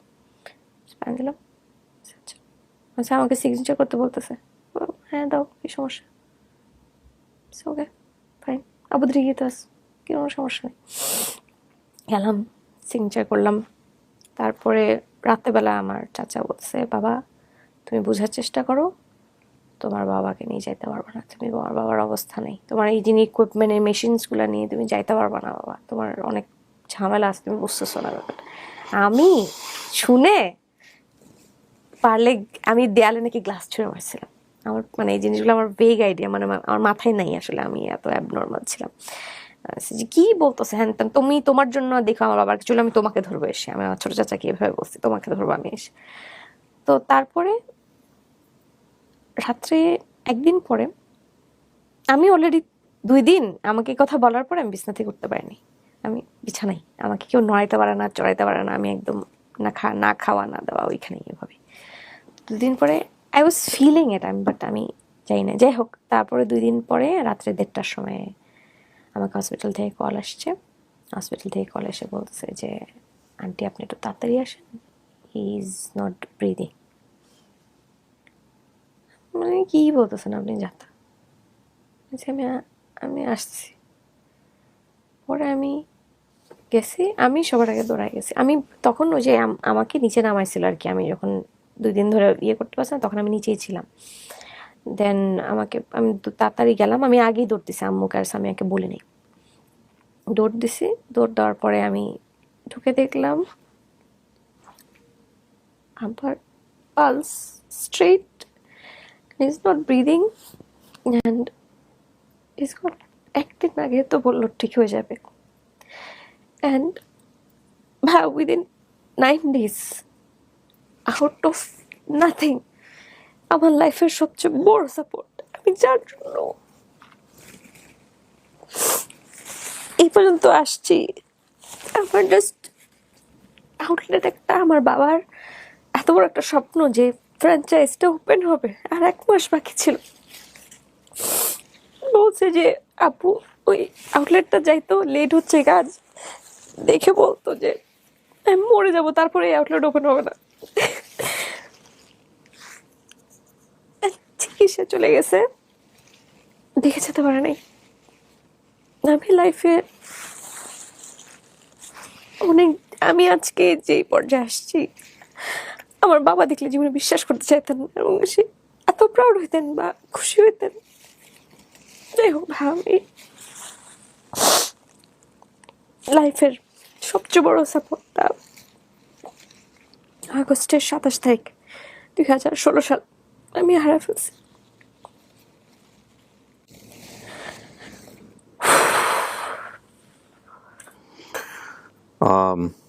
দ্য থিং ইজ দ্যাট একটা মেয়ে আমাদের সামাজিকতার প্রেক্ষাপটে উচ্চশিক্ষিত, বিয়ে হয়নি, পরিবারের বড় মেয়ে এবং বড় ছেলের ভূমিকায় বিজনেস করার জন্য ফাইট করছে, সেটাও খুব ইমার্জিং সিচুয়েশনে আছে, কিন্তু খুব একটা স্টাবলিশড অবস্থায় নাই। এই অবস্থায় মানে পরিবারের ছাতা যিনি বাবা, তিনি চলে গেলেন। এতক্ষণ ধরে আপনারা একটা প্যারালাল গল্প শুনছিলেন, কিন্তু এই প্যারালালের পরের যে টুইস্টগুলা, সেগুলো সত্যি সত্যি অচিন্তনীয়। তাছাড়া আমরা আগাই সামনের দিকে। তারপর কি হলো? আমার বাবার সামনে, পিছনে হচ্ছে সব আর্মির সোলজাররা, আমি আমার বোন ছিলাম ওখানে। সো এরকম ছিল যে আমি আব্বাকে নিয়ে গিয়েছি। আমার আম্মু আর ছোটোটার অবস্থা তো খুব, আমার ছোটোটা অনেক ছোটো, তখন মাত্র ইউনিভার্সিটিতে ঢুকবে মাত্র, তখন আমার ছোটো বোন। আর সো আমি ওকে বলেছিলাম যে তোমার যাওয়া লাগবে না, তুমি থাকো, আমি আব্বুকে দিয়ে আসি, আম্মুকে যাওয়ারই লাগবে না, আম্মুর আমি একাই যাব, আমি একাই করবো, তোমাদের কারো যাওয়া লাগবে না। আমার তখন হচ্ছে শুধু রেসপন্সিবিলিটি পালন করতে হবে, আর কিছু না। মা বাবাকে কবর দিয়ে চলে আসতে হবে, ফ্যামিলি রেসপন্সিবিলিটি পালন করতে হবে। আমার এখন এরকম সিচুয়েশন আছে, আমার ইমোশন পরে দেখা যাবে, কিন্তু আমার বাবাকে তো আগে, আমার বাবার জন্য তো রেসপন্সিবিলিটি আগে ভালো করতে। সো থিং ইজ, আমি গেলাম, আমি আব্বুকে, আঙ্কেলকে, যারা আঙ্কেলরা ছিল, আমি বলছি যে আঙ্কেল একটা জিনিস, এই মেমোরিটা আমি চাই আপনি রেকর্ড করে রেখেন, আমার এই ভিডিওটা আমি চাই আমার বাবাকে, যে আমি সসম্মানে, সামরিক সম্মানে আমি দাফন করছি, আমি এটার ভিডিও চাই। আমি জাস্ট ওই গার্ড অফ অনারের সামনের যে ইয়েটা, রাইফেল নিয়ে একটা ইয়ে করে ওটা, ওগুলো সব কিছুই আমি চাই। সো ওকে, সো আমি যে ওইখানে আব্বুকে সামনে, আব্বুকে রাখা, আব্বুকে পতাকা দিয়ে, বাংলাদেশের পতাকা দিয়ে এরকম একটা কফিনে রাখা হয়েছে, অ্যান্ড সামনে গার্ড সবাই দাঁড়ানো, তারা সসম্মান সামরিক সম্মানটা দিবে। তো ওই সময় আমি পাশে যেয়ে দাঁড়াই তাদের। তো একটা আর্মি অফিসার বলেন যে আম্মা তোমার পজিশন তো এখানে না, মা তুমি সবার সামনে যে দাঁড়াবা, তুমি বাবার সামনে যে দাঁড়াও, তোমার পিছনে সোলজাররা দাঁড়াবে। তার মানে ঠিক আছে, তারপর আমি যে সবার সামনে দাঁড়ালাম। তখন এরকম একটা সিন ছিল যে ঢাকা শহরে এরকম কোনো সিন লাইফে কোনো সময় কেউ দেখে নাই। সবাই ছবি তোলা শুরু করলো, ওর সবার প্রোফাইলে সেই ছবি ছিল, এবং সেই ছবিটা সোশ্যাল মিডিয়াতে ভাইরাল গিয়েছিল। এবং আমি দেখলাম যে আমি যখন দাঁড়াচ্ছি তখন আমি একদম ভেঙে যাচ্ছি আসলে। তখন দেখলাম আমার কে জানি আমার এসে আমার পাশে আমার হাত ধরলো। পরে দেখি আমার ছোট বোনটাকে বাসায় রেখে আসছিলাম না, ও চলে আসছে। So emotional man. পরে সো বিউটিফুল। অ্যান্ড ওই ছবিটাই আমার কভার ফটো ছিল অনেকদিন ধরে। যাই হোক, পরে বাবার র্যাঙ্ক কি ছিল লাস্ট? মেজর ছিলেন। মেজর ছিল। তো শেষ করলেন, তারপরে দিলাম আব্বাকে, দিয়ে তারপরে ব্যাক করলাম। এরপর থেকে ভাই আমার মধ্যে কোনো ইমোশন কাজ করে নাই অনেকদিন। আমি আপনাকে বলছিলাম না যে পরিবারের বড় সন্তানের যে রেসপন্সিবিলিটিটা বাবা মরে যাওয়ার পরে, আই ক্যান রিলেট ইউ। এই চিলার্সের ইনকামটাই হয়ে গেল আমাদের ফ্যামিলি ইনকাম, অনলি ইনকাম। সে এসেছিল, অ্যান্ড সে এসে বয়ফ্রেন্ড, হ্যাঁ এসেছিল, এবং আমি ততদিনে আমি ঠিক আছে, আমি ব্রেন থেকে ওগুলো ক্লিয়ার, আমি আসলে যাবো না, আমি বিয়ে শাদী দরকার হলে আরো 5 বছর পরে করবো, বাট আমার নিজেকে আগে গুছাইতে হবে, আমার ফ্যামিলিকে দেখতে হবে, আমার ফ্যামিলিকে দেখতে হবে। সো আমি বললাম যে ভাই আমার কি আছে না আছে আমি এটা গুছাতে পারবো, তোমাকে আমার বলে দিতে হবে না যে তোমার এখানে এই আছে, ওইখানে আছে, তোমার এই আছে, ফান্ড এই আছে, এটা এগুলো বলতে হবে না। আমি নিজেরটা নিজে গুছাইতে পারবো, আল্লাহর রাস্তায় তুমি আমার লাইফ থেকে যাও, চলে যাও, আমি পারবো না। আমি যেভাবে আছি আমি আগে আমার ফ্যামিলি গুছাই, তারপরে আমি বাদ বাকি যেতে। আমি বাবা মরে গেল আমার, এর বাবা যাওয়া পর্যন্ত আমাকে ওয়েট করতে হয়েছে একটা ছেলের জন্য, এবং সেই ছেলেটার কাছে আমি যাব, মরে যাবো, আমি তারপরে যাবো না, নেভার।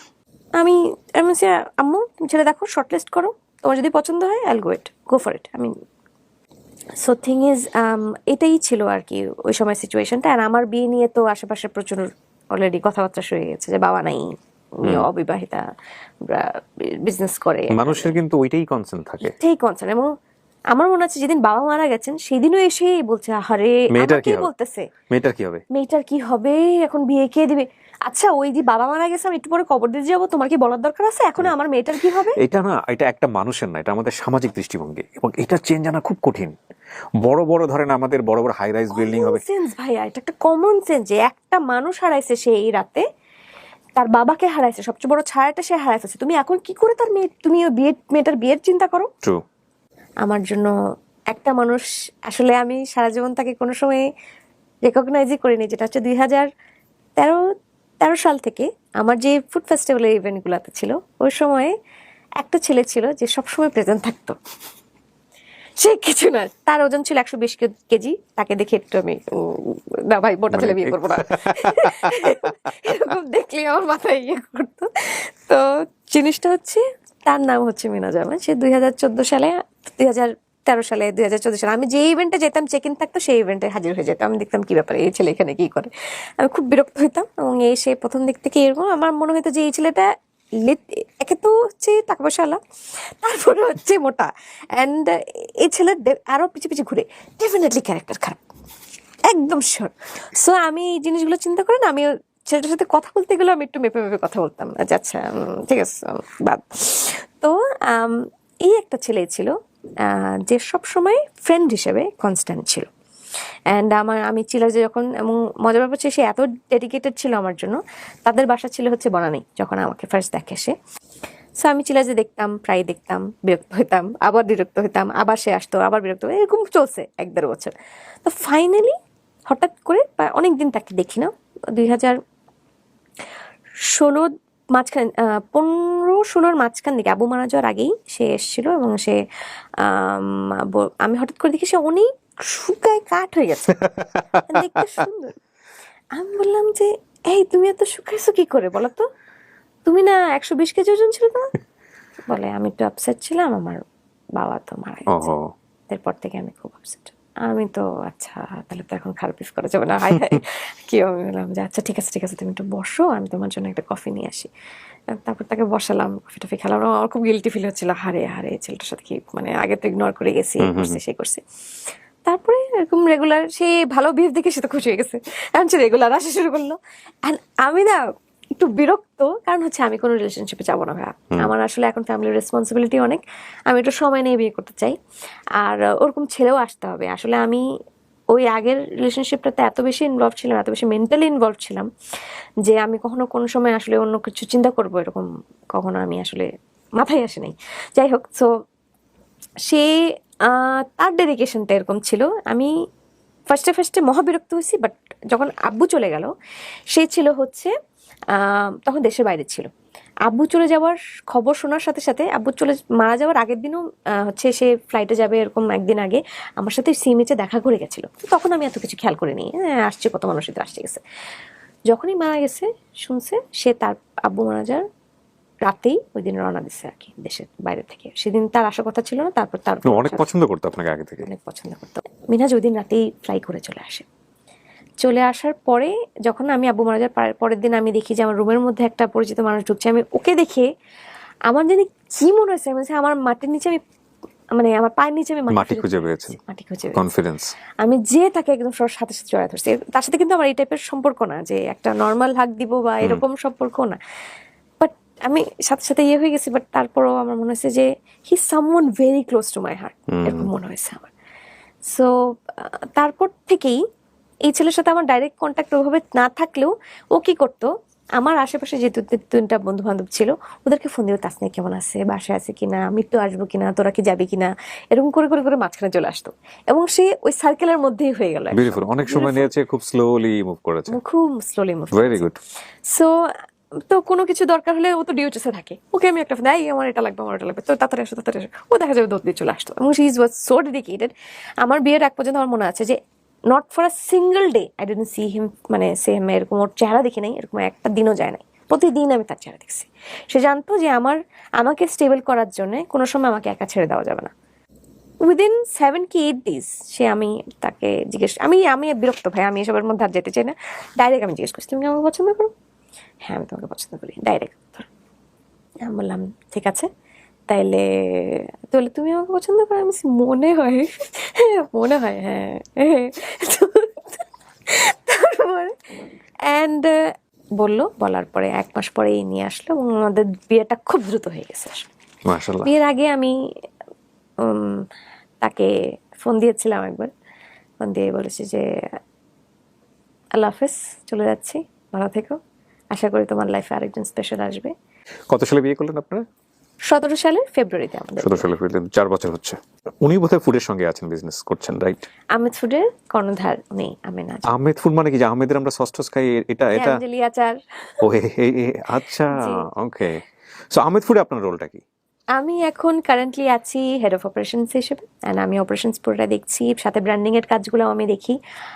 আমাদের আহমেদ ফুড থেকে আরো 2টা ভেঞ্চার আমি নিজের হাতে যে ভেঞ্চারগুলো দাঁড় করেছি হচ্ছে আমার এক্সপ্রেস ডেলিভারি আছে, একটা ডেলিভারি চ্যানেল ইয়ে হচ্ছে, সুপার শপগুলো আমার নিজের হাতে করা, আইটি জেনারেশনগুলো হচ্ছে বাইরের দেশে 7-11 একটা কনসেপ্ট থেকে আমি হচ্ছে বাংলাদেশে ওই মানে সুপার শপগুলো করেছি। এখন কারেন্টলি 2টা এস্টাবলিশ করলাম। So he choose the perfect one, number 1। আর নাম্বার 2 আমার যেটা জানা দরকার সেটা হচ্ছে যে আপনার চিলার্স বা আপনার বিজনেসের কি অবস্থা, এগুলো কোথায় গেল? আমি হচ্ছে ডাইভার্সিফাইড ভাই, আমার রেস্টুরেন্টগুলো তো আছেই, আমার আরেকটা ভেঞ্চার আছে এখন র্যাপার্স নামে, চিলার্স আছে, র্যাপার্স আছে, প্লাস হচ্ছে আমার নিজস্ব কিছু, আমি যেখানেই যাই না কেন, আমি এমন একটা মানুষ হয়ে গেছি যে যেখানেই যাই না কেন আমি বিজনেস খুঁজে আনার চেষ্টা করি আর কি, বিজনেস বের করার চেষ্টা করি। সো আমি কয়েকটা ইম্পোর্ট বিজনেস, এক্সপোর্ট বিজনেসের সাথে জড়িয়ে যাই। এখন আমার সেই বিজনেসটা আছে এবং আউটলেট নেওয়া হয়েছে ওটার জন্য। আপনার নিজের কয়টা আউটলেট, চিলার্স বা বুটিক টুটিক সবকিছু মিলে? আমি 6টা এখন, আমার 6টা আউটলেট ঢাকাতে ফুডের? না ফুডের না, 2টা ফুডের, 2টা বুটিক, 2টা অ্যাকচুয়ালি 4টা ফুডের, কারণ ফুড এক্সপ্রেস যে শপটা ওইটা 2টা আছে, সো টোটাল 4টা ফুডের অ্যান্ড 2টা হচ্ছে বুটিক। কয়দিনের বিজনেস এটা ভাঙাচুরে সবকিছু মিলিয়ে? চিলার্স ফার্স্ট কত দিলেন, কত সালে দিলেন? 15 সাল, 6 বছর। 6 বছর, মাঝখানে তো ভেঙেছে 2-3 বার, তারপরে উত্তরা থেকে ধরা খেয়েছেন, তারপরে আবার নতুন করে মামলা করে আসলেন, তার মধ্যে 4টা আউটলেট দাঁড়িয়ে গেছে। এখন আপনি আমাকে বলেন 50,000 টাকা মাটির ব্যাংকের, সেটা থেকে ভেঙেই 5 বছরে এটার অ্যাসেট ভ্যালু কত? এটা একদম ক্লিয়ারলি জানা দরকার আমাদের দর্শকদের, বিকজ তারা ইন্সপায়ার। মানে চিলার্স আপনার প্রপার অ্যাসেট ভ্যালু, আপনি যেটা করেছেন বিজনেসের, মানে দোকান টোকান সমস্ত কিছু নিয়ে কত টাকার সম্পদ এটা রাইট নাও? যদি আপনি সমস্ত কিছু সেল করে দেন তাহলে কত টাকার সম্পদ এটা? ফিউ ক্রোর্স তো পাবোই। ফিউ ক্রোর্স মানে কয়েক কোটি টাকা। সে একদম এক্সাক্ট হিসেব বলছে না, কোনো বিজনেসম্যান বলে না এটা। প্রথম কথা হচ্ছে এটা, তারপর সে সাহস করে বলেছে 50,000 টাকা থেকে শুরু করে 6 বছরের বিজনেস, এবং 6 বছরের বিজনেসের মধ্যে 1-2 বছর শুধুমাত্র চড়াই উতরাই, এবং নিজের ব্যক্তিগত জীবনের যত রকমের টানা পড়েন আছে, জীবনের সবচেয়ে প্রিয় মানুষটাকে হারানো, জীবনে সবচেয়ে যে মানুষটাকে সবচেয়ে বেশি ভালোবেসেছে সেই মানুষটাকে গুড বাই বলে দেয়া, তারপরে সংসারের বোঝা মাথায় নিয়ে নিজের জায়গাটা থেকে সরে না এসে এমএনসিতে না গিয়ে, এমএনসি মানে মাল্টিন্যাশনাল কর্পোরেশনে জব না করে সেই বিজনেসই ধরে রেখে লাইফের বেস্ট মানুষটাকে চুজ করা, এবং সেই বিজনেসটাকে আজকে কয়েক কোটি টাকার বিজনেসে নিয়ে যাওয়া। নট অনলি দ্যাট, উনি কতজন এন্টারপ্রেনার তৈরি করেছেন সেই জায়গাটা আমরা একটু যেতে চাই। হ্যাঁ হ্যাঁ, এটা একটা স্টোরি। ওই সময় একটা গ্রুপ ক্রিয়েট করি ওমেন সারা নামে। সো ওই ইয়েটা থেকে আমি নিজে তো হেল্প যেটা আমি মানুষের কাছে একটা কমিউনিটি ক্রিয়েট করে ফেলছিলাম। ফার্স্টে আমি 200-400, আমার প্রোফাইলে 200-400 মেয়ে ছিল, ওইটা থেকে স্টার্ট করি। দেন ওইটা হচ্ছে আস্তে আস্তে আস্তে আস্তে করে কমিউনিটি বিল্ড আপ হতে হতে হতে হতে হতে হতে হতে মানে এক একজনে হেল্প করবে, হেল্প চাইতে বা হেল্প দিতে, এরকম করতে করতে কমিউনিটিটা এরকম আস্তে আস্তে 3-4 বছরে 15-20 হাজার করে জড়ো হতে থাকে। তো হঠাৎ করে দেখলাম আমার গ্রুপের মেম্বার 9,000 10,000 থেকে শুরু করে থাপ থাপ থাপ থাপ করে 1 বছরে 30-র কাছাকাছি চলে গেল। অ্যান্ড এখান থেকে গত 5 বছরে 1-2 করতে করতে করতে করতে করতে করতে করতে মোটামুটি 500+ এন্টারপ্রেনার দাঁড়িয়ে গেছে। তাদের সবার নিজ নিজ আছে। এবং আজকে সকালে যখন আমি যে আমসত্তা আপুর কথা বলছিলাম, সে একটা গ্রুপে পোস্ট দিয়েছে যে এরকম এই মানে গ্রুপগুলো থেকেই তার ইনকাম স্টার্ট হয়, এবং মোহাম্মদ সারাকে সে মানে আমার গ্রুপটাকে মেনশন করেছে যে আপুর গ্রুপ থেকে আমি 1,20,000 টাকা জেনারেট করেছি 1 মাসে। এবং সে একটা টাকার ছবি দিয়েছে, আমসত্তার ছবি দিয়েছে যে আপুরা আপনারা চাইলে পারবেন। তাসনিয়া, আমি বিশ্বাস করি আজকের এই অনুষ্ঠানটা যারা দেখবেন তাদের মধ্যে অনেকেই হয়তো আপনাকে দেখে ফলো করবেন, এবং অনেকেই হয়তো বা আপনার এখান থেকে অনুপ্রাণিত হয়ে আজ থেকে 5 বছর পরে, 10 বছর পরে, একটা সার্টেন পিরিয়ড অফ টাইমে পরে তারা হয়তো আপনার মতোই হবেন। তো সবকিছু মিলিয়ে আমি আপনাকে ধন্যবাদ জানাই। 3 বছর আগে চেয়েছিলাম অনুষ্ঠানে নিয়ে আসার জন্য, সেটা 3 বছর পরে হয়েছে। She is really busy, but আমি খুব খুব খুব প্রাউড ফিল করি আপনাকে নিয়ে। আমি অনার্ড ভাই। আমি আসলে আপনি যতটা না এক্সাইটেড ছিলেন, আমি তার চেয়ে বেশি এক্সাইটেড ছিলাম। আমার অনুপ্রেরণার আরেকটা মানুষের নাম আমি নিতে চাই, যেটা হচ্ছে মানুষটার নাম হচ্ছে আইমান সাদিক, সেটাকে পুরো বাংলাদেশ চিনে। এবং গত বছর ওর অনুপ্রেরণাতেই এবং ওর গাইডলাইনেই আমার ফার্স্ট আমি inspirational and motivational page start করি। অ্যান্ড এই ছেলেটাই হচ্ছে আজকেও যে আমি দিয়েছি, আজকেও আসার আগে আমাকে সামথিং, মানে ও শি ইজ সামথিং। আমি ওর জন্য দোয়া করি ও যেন প্রোটেক্টেড থাকে, এবং ও আমাদের চলার পথে তো ডেফিনেটলি আমাদের চলার পথে তো বিভিন্ন রকমের প্রবলেম তৈরি হয়, ও হচ্ছে নিখাদ সলিড একটা ইমেজ তৈরি করেছে সোশ্যাল মিডিয়াতে, এবং এটা যেন ওর আজীবন বজায় থাকে, এটার জন্য দোয়া করি। লাইফও সেরকম ভাই, মানে fantastic, amazing. He is always smiling, he is always smiling, always হাসি খুশি। অনেক কিছু শেখার আছে আসলে এদের কাছ থেকে, ছোট ভাই আমার, তারপরও আমি তার কাছ থেকে প্রতিদিন শিখি। না, বিউটিফুল। অনেক ভালো থাকবেন আপনি, অনেক শুভকামনা থাকছে আপনার জন্য। Thank you so much. আমরা খুব চমৎকার একটা সময় কাটালাম দর্শক। ব্র্যান্ডিং বাংলাদেশের আজকের পর্বটা আমি এখানেই শেষ করছি। আরো একজন মানুষকে নিয়ে খুব শীঘ্রই হয়তো বা দেখা হবে। আমি সবসময় যে কথাটা বলি অনুষ্ঠানের শেষে কিংবা প্রথমে, আমাদের সমাজে আমাদের চারপাশে অসাধারণ কিছু মানুষ ছড়িয়ে ছিটিয়ে আছে। আপনার জীবনটাকে পরিবর্তন করার জন্য এই মানুষগুলোর গল্পই অনেক বেশি, অনেক অনেক অনেক বেশি আপনাকে অনুপ্রাণিত করতে পারে। তো অনেক দূর যাওয়ার দরকার নেই, এই মানুষগুলোকে ফলো করুন, নিজের জীবনটা পাল্টে যাবে। অনেক ভালো থাকুন। আজকের মতো শেষ করছি। আসসালামু আলাইকুম।